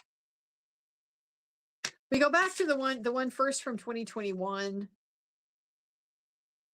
So now we get the substance, and it's the email begins with his name, Ioan. So it's like literally addressed to him. It's just sent to his mom. And it says the talk here is, you will never get over the shame of that in Wales, where they're so proud of you, and in England, where they're now burning their Titanic and hornblower tapes, blowing their tapes. They got some videotapes to return. Is that Alice? Do you have some videotapes to return? They're burning their Titanic and hornblower tapes.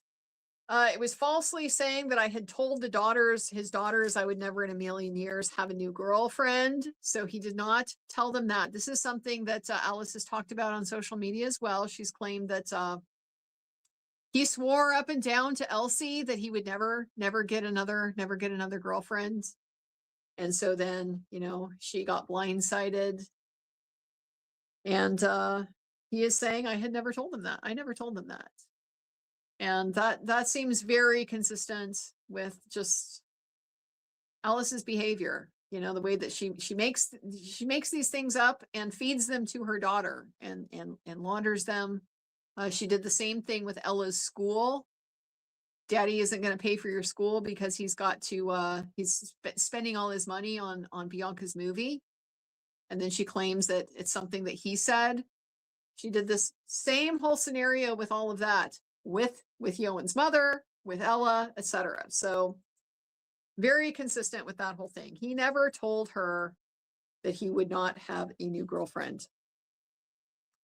And language about, I don't give a shit whether you fry anymore. He's a freak, incapable of feeling love except for himself. And believed that it was intended for him because it had his name on it. It was freaking addressed to him. Another one that was before the permanent order was that it said that Ella would leave the room when she hears his name, and that she had forbidden her to even say it again, to even say his name again. It was falsely saying in this message that Bianca's a narcissist. It addressed him, you again, meaning Ioan, are a monster of a narcissist. So it used the first person again. Kind of a weird thing to do in a message to his mother. Another one that was after the TRO was issued that went to his mom that said that he had abandoned his family. We then had some copies of correspondence that he received that went back and forth, apparently between Joe's office and Alice's attorney. I don't know if it was Janina or one of the earlier ones. But this one contained what he believed was an agreement that had been reached that Alice would no longer contact his mother. And so the statement that led him to believe that is that Alice understands the messages are not welcome and she will no longer reach out to the children's grandmother for financial assistance. And there's like some other smarmy little thing in there, like she understands it's the father's responsibility to provide for the children and not the grandmother's, and some crap like that. And then after that, apparently, Alice... no, I'm sorry. This was that answer was in response to a notification to Alice's lawyer that Alice had sent multiple unwanted emails to Ioan's mother over the last few days while she is getting ready for a medical procedure. She's got things going on and she doesn't need this bullshit. So how about you get your client in line? Why don't you try that? Would you give that a shot? Good luck with that. How's that been going the past few years? Not very well, I don't think. Not very well. Then we get some more emails that Ioan's mom forwarded that Alice had sent her after this agreement. She's been told, don't email the mom. And what does she do? She does it anyway. Of course she does. Of course she does. These were mortifying and embarrassing. So this whole document has several pages. The first three were the ones that had led to this agreement. So the judge says, I get that. I am more interested in 4 through 6. Those were received after the agreement. And it was particularly devastating because even having the agreement, that the emails were still continuing to be sent to his mother. They were admitted, but they were not read in. So I don't know what they said, but there's an exhibit. And so that gets to what I think I'm going to try to be doing in the next, maybe tomorrow afternoon when I have, we have the day off, we have the time. I mentioned yesterday asking to be able to view the exhibits. Like, no, you have to go through the whole formal process with the form and stuff like that. So I think I might follow up on that tomorrow because, I mean, I don't know if they're going to let me see it right away. I kind of doubt it, but I would like to see. I would like to see these emails that Alice sent to his mother after she said she wasn't going to send any more harassing emails to his mother. 2024 Instagram posts and comments. Alice is back to gazing at herself in the plexiglass. And by the way, guys, there's no question that that's what she's doing, because you gotta, the way that the courtroom is configured, you have the table, her table, Ioan's table. The clerk is like at a slight angle, kind of in front of her. So she's sitting like this, and the clerk, how can I get it right. The clerk is like roughly like this. And so all she has to do is turn her head roughly 15 to 30 degrees and it's square on with her. And so that's what she's doing. And that's why I can tell that's what's going on, is she's turning that 15 to 30 degrees. And from where I'm seated, I can see her and I can see her eyes in the reflection and I can see her gazing at herself.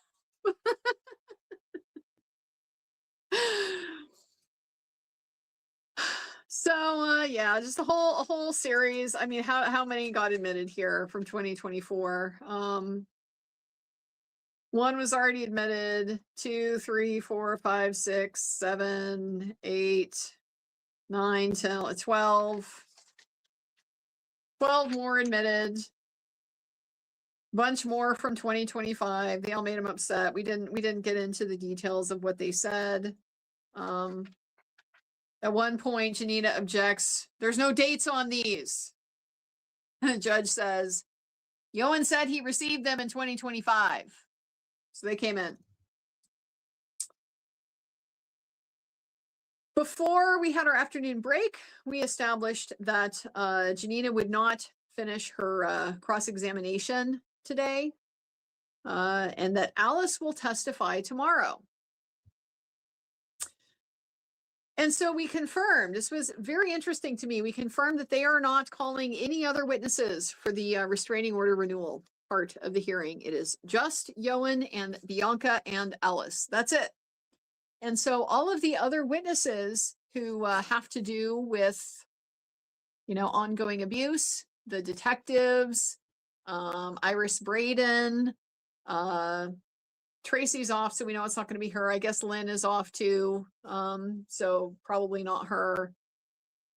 But, and then whoever the person was that Rosanna, I think her name was, that Alice had on her witness list, these are all, I guess, going to go to the issue of like the downstream implications. If the DVRO, does that mean that spousal should be terminated?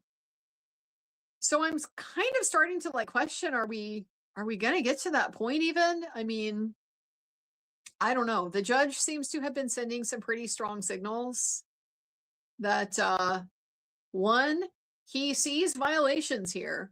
I mean, he's said it fairly explicitly. There will be effects on these other decisions if the DVRO gets reissued. So I don't know if they're necessarily even going to need the other stuff. I really don't. I could see a scenario where the judge is like, don't try to talk me out of it. Here's what I'm inclined to do. Don't try to talk me out of it. So means we're getting close to some kind of progress being made, or it could be something along the lines of you get this decision, the DVRO is reissued, and if you leave it in my hands at this point, we continue, say, next week. Well, then you're going to have to live with the consequences. Just put potentially a little bit of pressure on them to get it fucking resolved. And really, I think we all understand, I certainly understand, the pressure for that is on Alice. Alice. You shouldn't have let it go this far. You really shouldn't have let it go this far. Never should have. And I think the problem here is that she just can't not win. In her mind, she's got to have a win. And the problem is that there's no settlement. There's no settlement where you win everything. There's this saying with like mediation that the way a mediation is successful because everybody walks out unhappy because they haven't been able to get everything that they want. That's the whole point of compromise. You have to give up things that you want in order to accommodate something that the other person wants. And I just don't think she's willing to do that. She's not willing to give up anything she wants. And so the consequence is going to be she's putting everything at risk.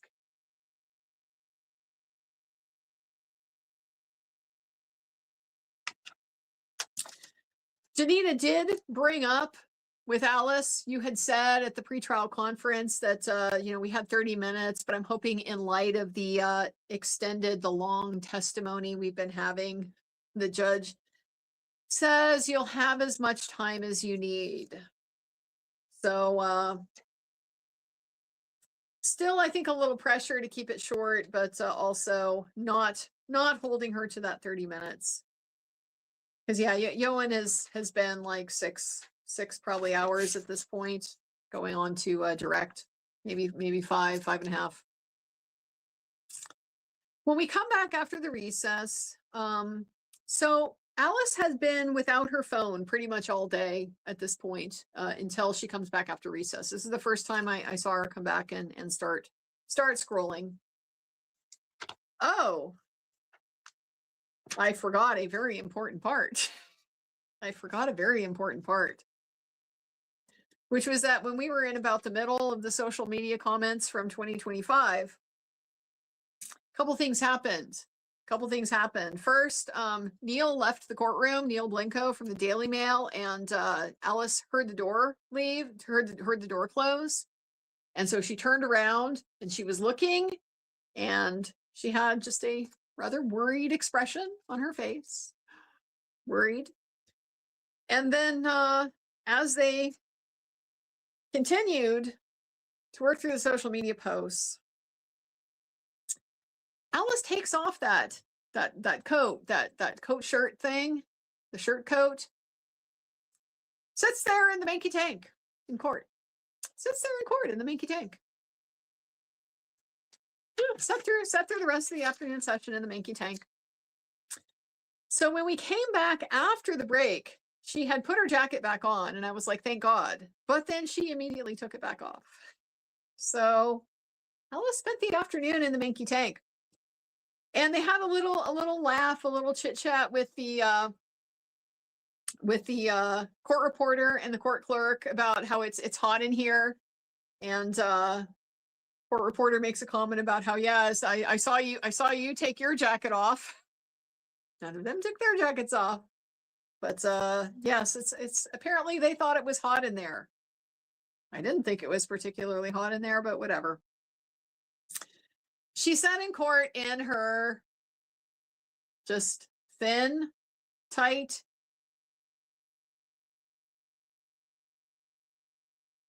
black tank top. There are courts where you'll get kicked out of the courtroom in a tank top. This apparently is not one of them, but yeah, not really consistent with the dignity and decorum of the court. This particular judge seems to really like.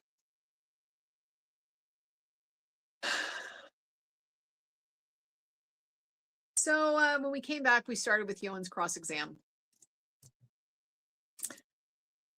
So at this point, Janina starts with, you said that Alice had moved the dissolution case into litigation, and she was saddened that you had to sell the house to pay for it. Ioan says yes. Isn't it true that Alice in fact begged you to mediate after the collaborative failed? No, Ioan says. So then we go back to what I believe was either an email or our family wizard message or something like that. Presents it to him, and apparently Alice asked to take a break, stop spending money on lawyers while you're away, and try to do things differently for the kids. Alice sent some kind of message like this, after she's pulled a whole bunch of shit because she doesn't want the lawyers, getting in the way. She's trying to fucking coerce him. And this is supposed to be like begging for mediation. Definitely not seeing that. And so Ioan just says, yeah, I see that. I see that here in the document. Yeah, it's there. Alice revealed that she had hired a private investigator to investigate Bianca. Yes, he had testified that, and that she revealed it after she had posted about Bianca's MS diagnosis. But isn't it true, as of July 17th, 2021, you had blocked Alice from your phone?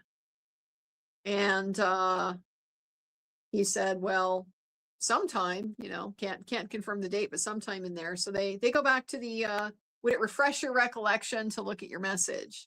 We've seen that message. It's in the DVRO application, the very last one he ever sent her. I'm blocking you now. So he looks at that, correct. It was actually July 22nd of 2021, but yes. And he also blocked her from his social media. He also refused to speak to her by phone. He doesn't know the exact date when that was. And Janina says, but the testimony is Alice somehow revealed that she'd hired a PI for Bianca? And Ioan says, yes. That is my testimony. Very snide. This snide. There's going to be somehows. This somehow. Very snide kind of questioning. It's when you don't really have a you don't really have a beef with this witness. This is argumentative is really the issue, because what she's saying is your story isn't believable.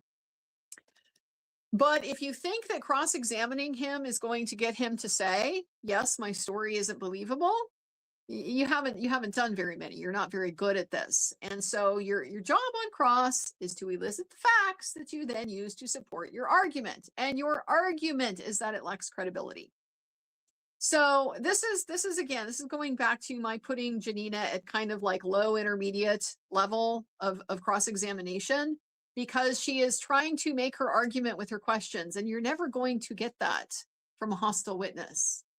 It's just, sometimes this kind of shit might work with a jury, you know, ooh, burn, you know, or something like that. They might be like impressed by it, but it's absolutely not going to work with a judge. And it really doesn't get you what you want. It makes you look like an asshole, because your job is not to like load up your question with this implication that it's like the dumbest thing you've ever heard. Your job is to explain in your argument why it's so dumb and why it warrants this disrespect that you are conveying in this question. So I'm not impressed with the somehow at all. It's very it's just very, very low level, very low skill.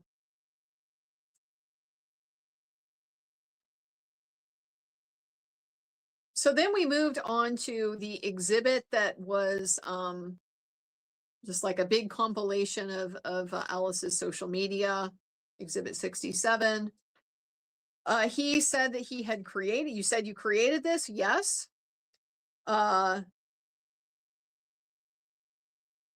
You have her, you know, you have her blocked on social media. You can't see her social media. So you didn't get them directly from her social media page. And Ioan says these tweets, her tweets and her Instagram posts are readily available online. That's objected to as non-responsive, and the judge agrees. And she asks, you know, did you, but you did not visit the actual app where Alice posted these things. And Ioan said, I received the posts. That's where they left it. Once again, really the time to deal with this was with the authentication, when they were offered into evidence. Now that they're already in evidence, it really doesn't matter. It's kind of too late for this to be an issue. Oh, he's been a public figure since the late 1990s. Paps have followed you since at least the time that you met Alice in 2000. Yes, but have they followed you off and on during the marriage to Alice? Occasionally. There's kind of a colloquy back and forth at this point, because Joe is objecting to this being beyond the scope and relevance, and the judge is like, well, I understand this is foundational, possibly to something, so it's going to be okay, but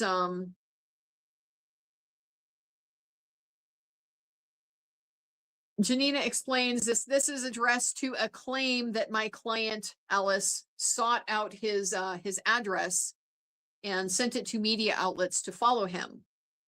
And the judge says, well, so then let's lay that foundation. So we establish that since the separation, Medea have followed this dissolution proceeding. He says yes. And Janina says, in fact, members of the press are here today and in other hearings. And he says yes.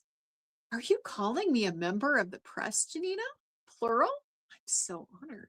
No, not really. New media, I guess. And he says yes. She's like, are you really alleging that Alice sent Medea to follow you? He says yes. Yes, I am alleging that.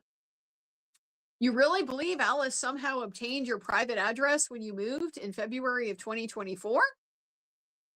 Yes. Yes, he really does believe that. But you have no personal knowledge that she gave it to a photographer. No, he doesn't have personal knowledge. He doesn't have personal knowledge. So Janina kind of left it there. Joe is going to be able to come back to that on redirect. Why? What made you believe that Alice got your private address? And then he may be able to answer, well, she filed a declaration the same day I filed the renewal where I made this claim, where she acknowledged my new apartment with the fancy gym and swimming pool and lots of indoor light and what I paid for rent after I specifically kept my address from her because I didn't want her to know it. The same frickin' day she filed that declaration acknowledging that she knew where he had moved. Yeah, he's going to get to explain that on redirect. Then we talked about his belief that Alice somehow, again with the somehow, Alice somehow caused mail with her name on it to be delivered to your address. Yes, that's right. He does believe that. So we looked at one of the pieces of mail, and there are some redactions on it. We ask, what is redacted? It's not his name that's redacted. There's a redaction above his name and a redaction below his name. The redaction below is his current address. She's asking a variety of things. What's above? Is it one of the children's names? No. Well, why did you redact it? I don't remember. He doesn't remember why he redacted it. I wonder what it is. I don't know. It might be another name. I don't know. I mean, he's got it, I would think, the original. Maybe he doesn't anymore, but I would think he's got the original. There's also a redacted sender information. It sounds like the top left is also redacted, so you can't tell who sent it.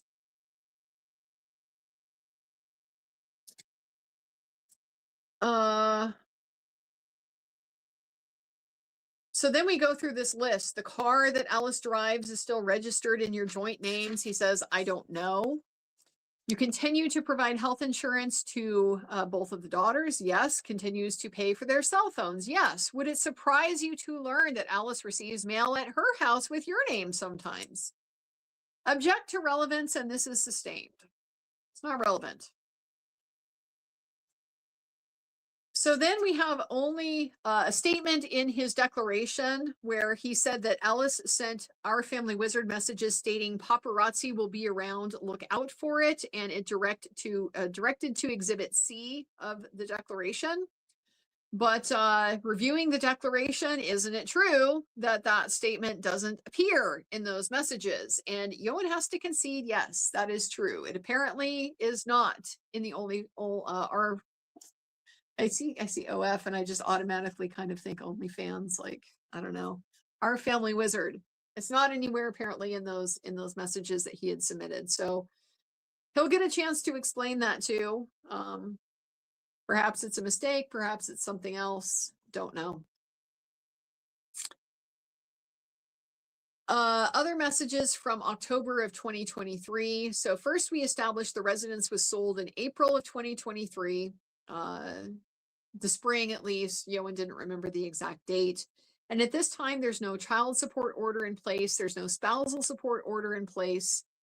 And so she asked this very carefully constructed question that's so fucking transparent, like, and it's going to be so easy for this one to get blown apart on redirect. She asked, from May 1st of 2023 to these October 2023 messages, You were not paying any funds directly to Alice on a monthly basis. Yes, that's correct. Why not, Ioan, on redirect? Because I gave her $110,000 of my separate property proceeds from the house sale that just took place that spring that you referred to. That's why. Because I gave her more than she was entitled to under the premarital agreement out of my separate property proceeds. I gave it to her in advance. That's why I didn't give it to her monthly. And you fucking know that. Like, what even is this? What even is this? The structure of this question was such a giveaway. Like, God, I wonder if the judge picked that up, how precisely that was worded. You weren't paying on a monthly basis. That's correct. Another part of his declaration, Janina first says, it says Alice is complaining that she does not have any health insurance. And Ioan's like, where are you looking? And then she has to restate it because he didn't actually say that. Alice is concerned she doesn't have it. So there's like some mischaracterization going on for the person who was making all those objections about misstating what the evidence is. So then we turn to another exhibit that Joe objects to. The line of questioning is not being relevant to the DVRO renewal. And the judge says, well, I'll just wait to see if it adds up because I'm giving some latitude on cross-examination. So what's 202 is the status only judgment, the dissolution of the marriage. They get the fuck out. They get the fuck out order. And so she directs him to page 4, where there is some language in it about is he required to provide, he's required to provide Alice with health insurance pending, I think, the final judgment on all issues. And so he's asked if he did not, if he failed to do that. And he says, I would have to look back at the records, at my records, as far as providing health insurance to Alice since October of 2023. I don't believe that he does. I think that has come out in the financial statements, the income statements, and those types of things that have to be filed, the income and expense, because there is a section that asks specifically about insurance that he provides, and he does provide insurance for the kids. That's been disclosed in there, but I don't think he does provide insurance for Alice. I think she's supposed to have her own SAG insurance, though. I remember that right. I don't remember. So we'll see if that gets addressed on redirect. We then turn to another exhibit, and he's asked if he believes that Alice, where he said that he believed Alice's social media posts about her eviction were not true. And Ioan says, well, he does believe that she was evicted. Yes, he believes she was evicted. His thing about the eviction is that it was self-induced. Like, she did it on purpose, and she kind of acknowledged she did it on purpose. She just stopped paying her rent in December of 2024, didn't pay rent for 5 months, and then, or 6 months. So what was that? At $6,500 a month? We did the math at one point. This was the last 6 months in that overpriced Beverly Hills townhouse that she couldn't afford. I'm not good at doing math in my head. This is what I need Jeff for. Jeff can do this one in an instance. Jeff, what's $6,500 for 6 months? I don't know. He'll have it in a second. I have to think too hard for stuff like that. A lot of money that she just saved. So he says, yes, he does believe that she was evicted. So at this point, Alice pulls out a Kleenex, and she's dabbing at her eyes with her little Kleenex. Thank you, Jeff. $39,000. That sounds about right. So yeah, she actually like saved that because Ioan was continuing to pay her child support and her maintenance, and she was simply not paying her rent. So she should have had a great big old stash of money, and yet somehow that just never seems to be the case with our Alice, no matter how much is fed into that gaping maw of that bank account. It just doesn't seem to be able to stick around for very long. Almost like there's like a hole in it or something. I don't know. Alice is wiping her eyes with the Kleenex over the little eviction as she sits there in her Manky Tank. Oh, just a picture of sadness. We reaffirm that Ioan alleges that Alice physically assaulted him and then passed out on the floor. This was back in the July of 2020. This was during the breakup phase of the marriage, but before he actually filed. Yes, that is what he alleged. Isn't it true that you and Alice would take photos of each other lying on the floor with your eyes closed as a joke? No, that's not true. That's literally Alice's explanation for that picture of her passed out on the floor. She's raging about that picture passed out on the floor. So she has dug up a photo from April 8th of 2020 in which Ioan is lying on the floor with his eyes closed. It's just like this, cropped up thing of him lying on the floor. But we have no context for it. There's been no testimony about it. See, the thing is that Ioan testified abuse happened. And then here's this photograph of the aftermath. There's like this part of it that I described. This is just this photograph out of the blue. No context provided for what it is. But yes, it does show him lying on the floor with his eyes closed. And Janina asks, had you physically assaulted Alice before this? Okay, bitch. Like, I don't know who you think that's impressing. I don't know who you think that's impressing. Because, you know what this reminds me of?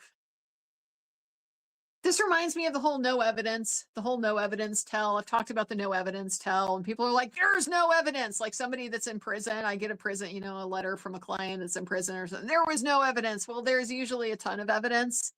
It's just evidence that you don't like or evidence that you want to minimize. And one of the things that a lot of these abuser people have a hard time grasping is that people's testimony is evidence. People's testimony is evidence. You may not like it. You may not agree with it. But what they really want is they want to take away people's ability to testify unless you can back it up with something, right? And then at the same time, it's the same thing, right? We know the game. It's the same thing. You're damned if you do, you're damned if you don't. Because how do you back it up? What, you record it? But it's a two-party consent state. So you're an asshole if you do that. It's like they're going to play it no matter which way.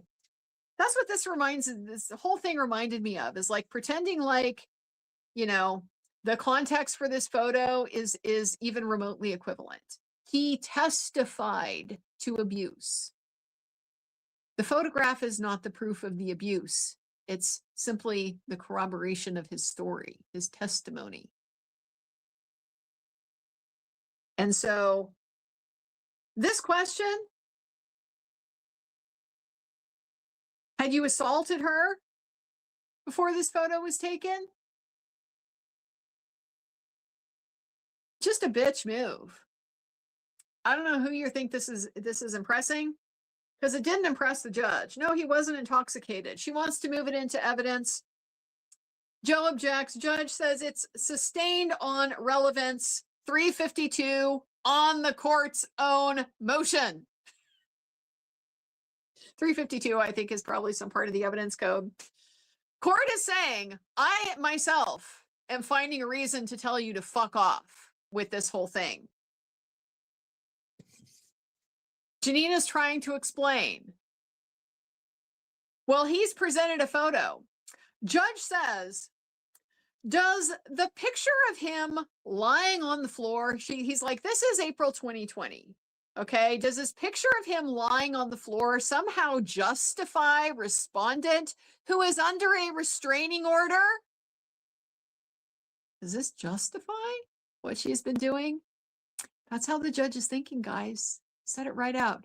Are you really trying to say that shit like this justifies what she's done? Oh. Oh. Not relevant.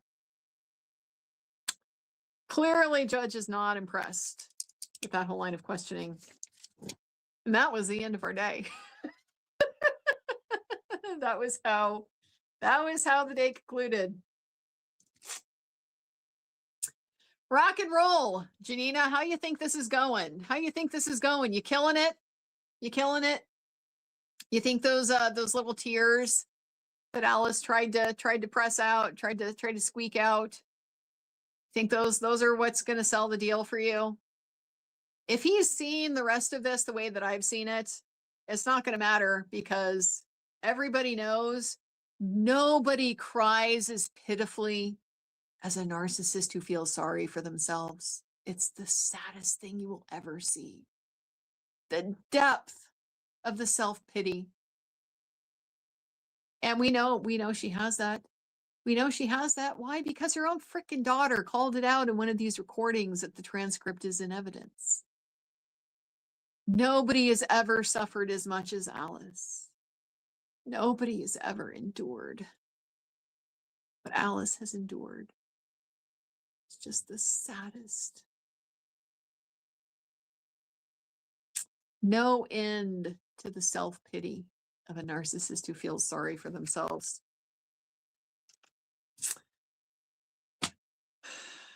So we'll keep going with the cross tomorrow. And it is the half day. I don't know how, I don't know. I mean, I can't think that the cross is going to take up the whole morning. The cross of Bianca, I thought was pretty short. I mean, in many ways it was longer than it needed to be, because like, what even was this that you brought? Why did you bother? This might have been a little counterintuitive, you know, to take this approach of trying to impeach on things that are utterly meaningless and really potentially not even inconsistent at all.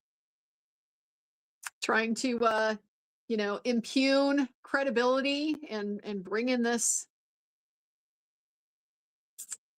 2-7 offsuit. You know, that's what you're gonna play. Ay, ay, ay. So I assume that her strategy, her approach is going to be kind of consistent between both of these parties. She's got certain things, certain topics that she's going to address and then be done. So not necessarily, at least hopefully, we haven't seen you know, the kind of attorney who cross-examines by like trying to just fish for stuff or trying to poke, trying to probe, try to ask the same question over and over again. She doesn't seem to do that. I will definitely give her credit for that. I can't stand when people do that.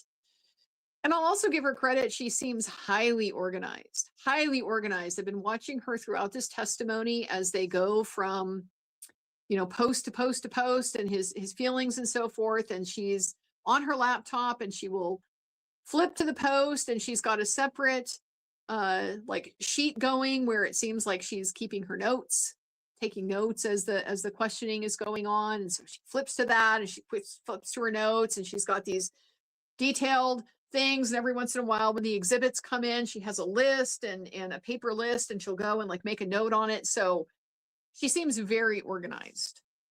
I just don't think she has much to work with. That's the real problem. That's the real problem. And so, you know, what do you do when you don't have much to work with? You got to reach. I mean, at a certain point, Alice is driving the ship, right? Alice is the one who wants this. Alice is the one who has got it to go this far, because Alice is the one who can make the decision about, are we going to trial or not? Or are we going to settle on something that is mutually agreeable? So that's in Alice's court, not Janina's. And once Alice decides can't settle, then Janina's left to play this 2-7 offsuit. And yeah, can't see that she's hitting. Can't see she's hitting on the flop. So my expectation is maybe another hour tomorrow, maybe 90 minutes cross, something like that. But my expectation is probably by the morning break. I think Ioan will be done, and then I think there's a good chance we'll get Alice. We'll get a little bit of Alice on her direct tomorrow. It's going to be very interesting to see. And I think that might actually be good. And I think Alice might actually like that too, because if she gets a chance to, be on direct, tell her story, and then, in the day without having her cross-examination started, that in some way I think is a win. I haven't looked to see if Neil has published something today. I assume that he has a day 2 of the trial. But that's really all Alice is thinking about, is the public, the public messaging and how things look and stuff like that. And what's the article going to say? And so if she's on direct, it's her story that's being reported.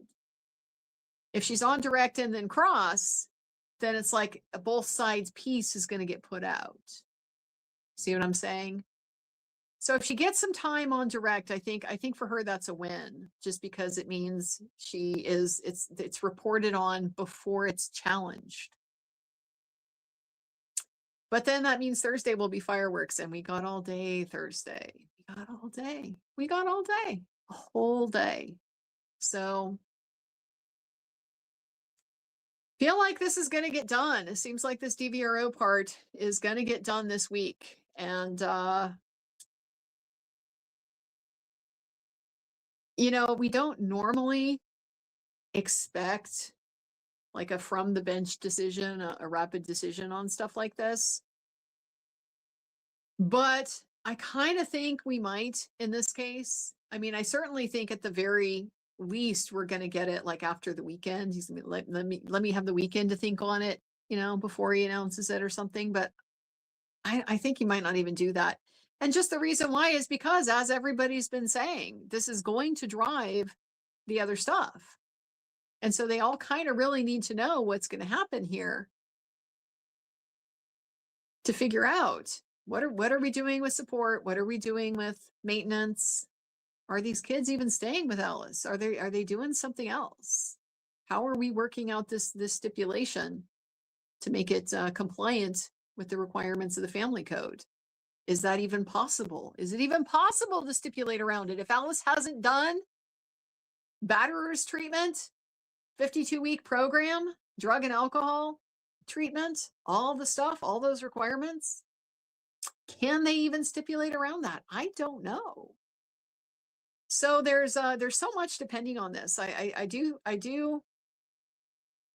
normally I would expect them to always just take it under advisement, and then they are very careful. They write out their ruling and they make sure that, they've reasoned it well, they've relied on the right evidence and all of that type of thing. But I just think under the circumstances of this case, we might in fact get a fairly quick ruling from maybe even from the bench on Thursday once the evidence is done. I guess it wouldn't surprise me if that happened. And the reality is that probably most times when you're dealing with restraining orders being reissued, it probably isn't that formal in terms of taking under advisement, because these are fairly pressing. People need an order. There's a reason why they're here in court asking for it. So they probably don't tend to be that involved a process. The only reason it would be here is just because there's lawyers involved. And so everybody's always thinking about the possibility of appeal, although nobody has money to appeal in this case. So perhaps not a real strong concern. So we'll see, but yeah, it looks like we are getting close to wrapping up the end of the DVRO piece and finding what's gonna happen with that. So closer and closer every day, guys. So yeah, tomorrow afternoon when we're off, I think I'm going to do what I can to try to at least lodge a request to view or get copies of those exhibits that have come in. I would particularly like to see those post-agreement emails that she sent to Ioan's mother. Friday, we have no court. Like I said, I'm actually thinking about taking off maybe to Death Valley. I hear they're having a super bloom right now. There was like a big rainstorm that came through. It's like right at the right time. Kind of like a desert in flower. Yeah, it's kind of cool. I don't know. Thinking about it. We'll see. We'll see. Well, guys, I see we've got a few comments and a couple of you guys. Allie B from Tennessee, now a member. Welcome, Allie B. So glad to see you here. Let's see. Seder Par, thank you for all you do. Andrea, could you crowdfund for tattlers to contribute to purchase the transcripts of audio, video evidence that came in? You know, Tattle is going to do what Tattle wants to do. I don't have any relationship with Tattle. I'm not on Tattle. I read Tattle from time to time. I definitely have relied on Tattle's court document resource. And so if they're going to add to that with transcripts, that is absolutely something that I support. But I'm going to wait and see what Tattle does. They haven't launched anything at this point. So that's going to be entirely up to them. But if I see them wanting to do that, I am certainly going to support that. Lola the Good Dog 26, to follow up on my previous comment, at the time Alice was trying to get pregnant, so we attributed any emotional outburst to hormones, stress. As time went on, that excuse didn't fly. Loved your short from earlier. Alice has been, you know, publicly denigrating this man, that she married for quite a long time, long before this divorce. And that's part of, it's part of what makes this whole thing so ridiculous. You know, the way that she's tried to play as she's so blindsided, never saw it coming. You treated him like shit for years. And then you're shocked that you have a bad relationship. I mean, the whole thing is really nonsense. And she had like even documented around this, you know, late 2020 timeframe about how terrible things were and stuff like that. So it's just the way that people can hold two things, like opposing, conflicting things in their mind at the same time is quite remarkable. I've mentioned this before. I read a paper once. I think it's on like Psych Central or something like that. But it was a paper written by I think it was a PhD, somebody with a PhD. But it was on the epistemology of narcissism, and it was fascinating. So epistemology is the study of knowledge, the idea of what do we know versus what do we believe, what do we, you know, faith, and all of those kinds of categories of just, yeah, what we believe to be true, and how and why and stuff. And so I had a very interesting theory that the reason why people with narcissistic tendencies, the question is, do they believe their own bullshit, right? Because deceit is kind of one of the characteristic behaviors. They lie a lot.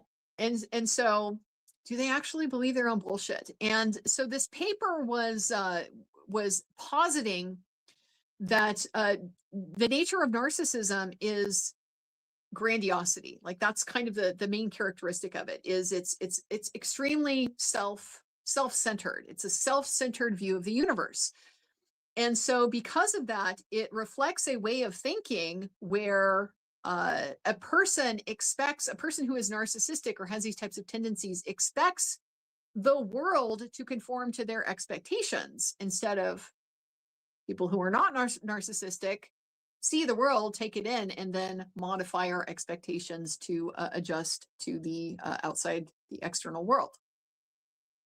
And so the theory is, that is why narcissists will, completely change positions, say one thing one day, say something completely different the next day, and maybe then they'll go back to the first thing they said another day. And in their own mind, there's no problem or inconsistency with any of these things, because the universe is them and their belief and what they need and what they want. That's what their grandiosity accomplishes.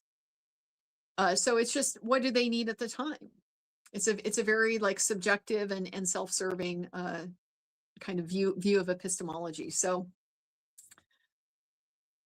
maybe there's some of that kind of thing at work, at play.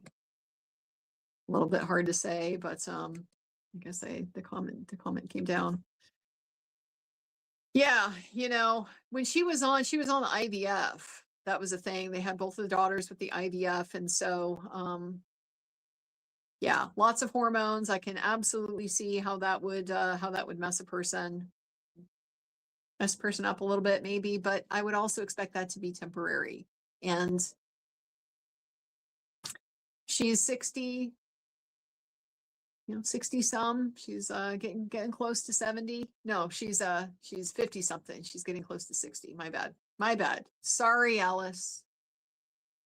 Didn't mean to age you so aggressively. In fact, I'm pretty sure she's 57, 58, somewhere in there. Anyway, yeah, she might be menopausal. I don't think that's going to be enough to explain a lot of this. I really don't. No, I think a lot of this stuff is just far more hardwired than that. Morgatron 86. I'm putting my family law prof onto this case. It's a wild one. It's a great one as like an example if you want to go into family law, for students. You want to go into family law, this might. This is like a worst case scenario type of case, but it definitely happens. You deal with personalities like this, and the thing is too is just because of the way the family court system is set up, and really civil court in general, they don't have the courtroom space and time to accommodate everybody going to trial. They really depend on people settling. And so it's kind of built into the system that's part of why divorce sucks, because everybody walks away not getting what they want because they had to compromise in order to get a settlement, because you can't have everybody go to trial. And so what that means is that it kind of then, when you find a case that is going to trial, it's like already selected for being kind of the most litigious and least reasonable people. And so it's already programmed to be kind of a chaotic nightmare, and you better have selected your client carefully, because if your client is the one that's the problem, it's not a lot of fun. Not a lot of fun to be in that position. You're not having a good time. I can assure you, Janina is not having a good time. She is not all smiles. In fact, even Alice was not all smiles today either. They did, at the very beginning, they had a new court reporter today, so they had to redo their introduction. So they start with Joe, he stands, Ioan stands, they do the introduction. Yesterday, when they did all this was when Alice did her big flasher, big smile at the judge. Today, Alice did not even stand. Very much did not smile. So they're not really having a lot of fun, because it isn't actually a good thing to go through a trial for no particularly good reason, except that you are so fucking stubborn that you insist on winning, even if you will lose a lot more by trying to do that. Allie B from Tennessee, can't wait for the Netflix doc starring Andrea Burkhart. Lol, but seriously, stay away from that psycho stalker. I know you are a tough woman, but she is crazy and dangerous. She is a little crazy and dangerous. I'm not particularly worried about her, mainly because she lacks competence. She lacks competence. Alice is nowhere near as smart as she thinks that she is.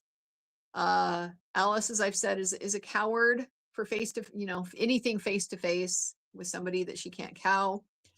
That doesn't mean that she wouldn't try, something surreptitious, something that she could sneak in, something that she could manipulate, something that she could do with a little subterfuge. I've certainly had my share of encounters with her little flying monkeys. With her little flying monkeys. Oh yeah, Ashley, I know who you are. I know who you are. I could tell that story. Why don't I? Ashley Gansey thought it would be a great idea to report me to the Washington State Bar Association.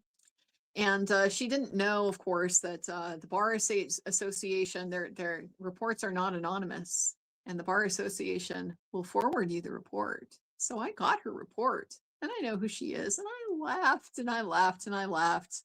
And I threw it to the side and gave it no more thought because, of course, I knew the Washington Bar Association has heard of the First Amendment. They're not going to care at all about your complaint that I'm saying mean things about Alice Online. And of course they didn't. And yet she then also went to the trouble to then try to appeal their decision. And I got that notification too. And I laughed and I laughed and I laughed. How hard she was trying so ineffectively. And I threw it aside and gave it no more thought. And of course, we threw that one out as well. Because the people who review the Washington State Bar Association have also heard of the First Amendment.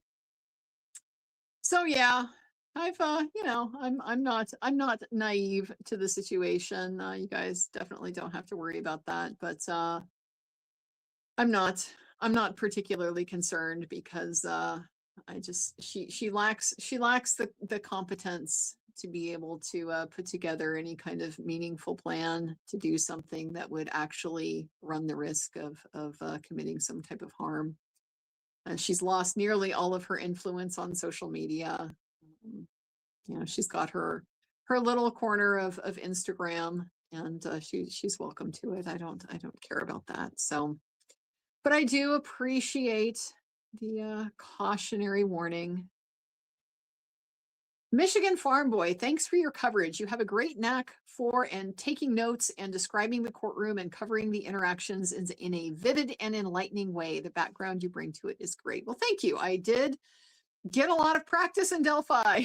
It was that was kind of my trial by fire, if you will. I had never really thought about being a courtroom reporter, so to speak. I like doing analysis. I like getting the information from the direct sources, the transcripts, the pleadings, and so forth, and just being able to analyze them. So being in a position where I report the facts was quite new to me. Wasn't super comfortable at first because I have an opinion and I don't hide my opinion. A lot of people look at that and bitch, oh, Andrea, you're so biased. No, honey, I'm informed. Do we need to go through this distinction again? I have learned about this case because I've read the entire fucking file. And now I'm sitting here in the courtroom listening to the evidence. So yes, I have an opinion that is informed by my education about what the parties have said, what they have alleged, and what they have brought to bear to substantiate their claims. So, it's not conventional, I guess, for a fact reporter, so to speak, to, have an opinion about stuff, but I'm not going to pretend to be a blank slate that I'm not. So anyway, this was just a case I'd been following, and I knew, once again, like Delphi, it wasn't going to be televised. It's clearly not important on the scale, in my view, that Delphi was important, but still. I appreciate your nice comment because I do kind of enjoy it now that I've done it a couple times. I kind of like this, keeping track of what's going on in the courtroom and the cases that are not getting all the big attention on TV. How's Corey Richins doing, by the way? How's that? I know that's the big trial that everybody is watching right now. And of course, I don't have time to watch any of it. And I really haven't followed that case at all anyway. And the only reason I would have watched it was to get a read on Kathy Nestor, since she's Tyler Robinson's attorney. I would love to see, I mean, I will at some point just go watch some of it just to get a read on her. And, you know, my impression so far is she seems very strident. Does she have a gear besides strident? I hope she does. So we will see. Lola the good dog, it always surprised me that she could have a meltdown no matter who was around. He would always rush to console her. He's a good guy and didn't deserve this. Thank you for covering. He has come across in his testimony as a very good guy. He seems very sincere in how he presents, very calm and collected, not at all, you know, a wild, just disruptive kind of person. And you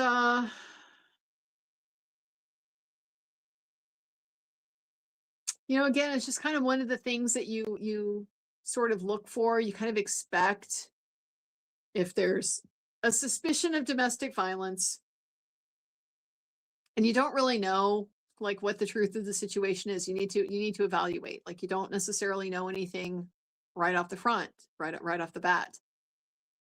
And so you need to get a sense of the dynamics between these people to be able to evaluate like who's the primary problem here and who is the reactor, who is the instigator and who's the reactor. They call it the primary abuser and, you know, and the victim.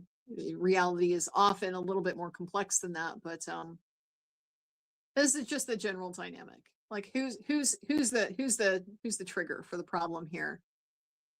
And there's just, you know, things that you kind of become accustomed to seeing among the people that are the problem causers. And chaos is a real common one. You know, they just create chaos, anxiety,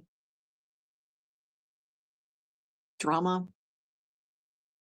And he could not be less of a drama guy if he tried. He is so chill, so no drama, so no drama.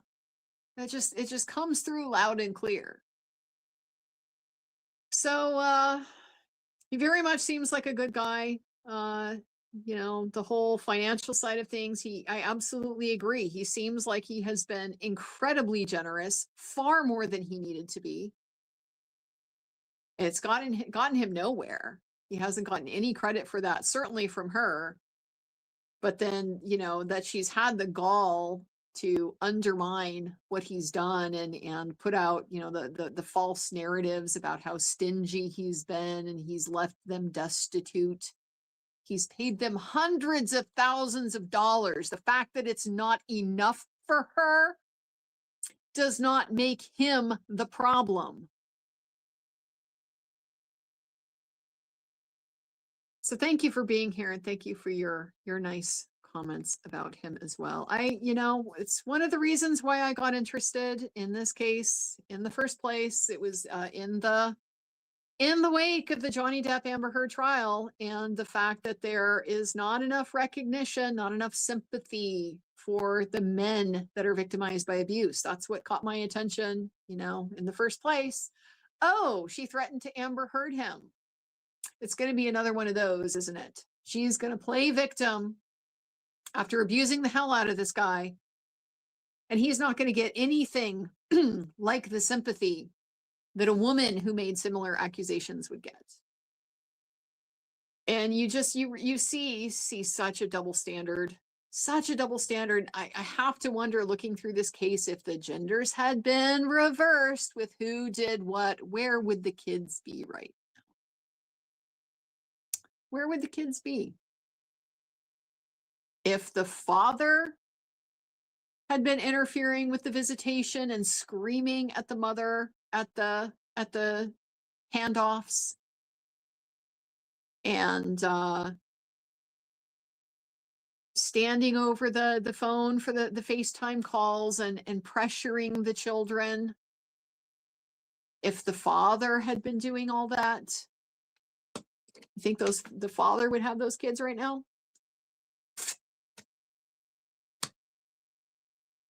So yeah, there's a lot of problems in the system. It's definitely far from perfect. Definitely far from perfect. And this one has let those kids down in a really significant way. That's the worst part of it, is what it's done to the kids. But the way it's allowed Ioan to be victimized for 5 years, and Bianca as well, is very close on its heels. I mean, it's just appalling. It's just appalling the way that she's behaved with complete impunity. And I said yesterday, I'm like, I'm afraid to hope. I really am at this point. I'm afraid to hope she's finally going to get some measure of accountability, some kind of consequence. Because she's just got that female privilege card. She's relied on it, and it has paid out big time so far. Oh, Sarita Banana with a super sticker. Thank you so much for that, Sarita. I do appreciate it. Appreciate all of your support, guys. I appreciate all of your comments. I've been trying to kind of keep an eye on the chat. It's a little bit trickier for me, as you obviously I'm not in my normal studio, don't have all my fancy stuff. I got this kind of crazy setup where I have to camera on my phone because it's the only decent camera I have. My phone is a wonderful. I told you guys I bought this phone for the camera so I could take it to Patagonia. So I'm very happy with the camera, but I can't. I have to do StreamYard on the camera, but I can't like see the chat or the thing, the private, you know, all the stuff. I can't see the stuff. It doesn't quite work the same. So I've got it there. I've got it in my laptop open too, and I can see a little bit, but yeah, I try to follow the chat when I can. It's just a little bit more challenging when I'm like talking the whole time. Not very good at talking and reading at the same time. But it does not mean that I don't appreciate all of your guys' contributions and your thoughts. And I do go back and look at them sometimes during the replay. And Jeff likes to give me the highlights. You know, somebody said something super funny and whatever. Jeff will report back on that to me. So I very much appreciate the community here. Lucy Fair, the phone. This phone, it's now old, of course, but it's the Samsung S23 Ultra. It's a 250 megapixel camera, and it's amazing. I love this camera. And Android, of course, but yeah, love my camera. It's been wonderful. It was so good when I went to South America that I didn't even take my fancy DSLR camera. Like this one takes better photos. So, well, guys, looking forward to tomorrow. I gotta say, I'm looking forward to it. It's going to be another early one, so I do have to check off pretty soon. I, unlike some people, can't just like spray a little dry shampoo on my hair and call it good. I do actually like need to take a shower and stuff and still get up early to be able to go to court in the morning. So I am going to go ahead and check out now. But I want to thank you all again one more time. Just wouldn't be doing this if it wasn't something that you guys seem to benefit from and enjoy and appreciate. So thank you all for that. It does mean a lot. So tomorrow, same bad time, same bad channel. We'll be back for day 3. We'll see if we get any Alice testimony. It's going to be quite a thing to see how that goes down. So we're getting closer every day, guys. Thank you all. Appreciate you. Take care of yourselves, and I will see you tomorrow.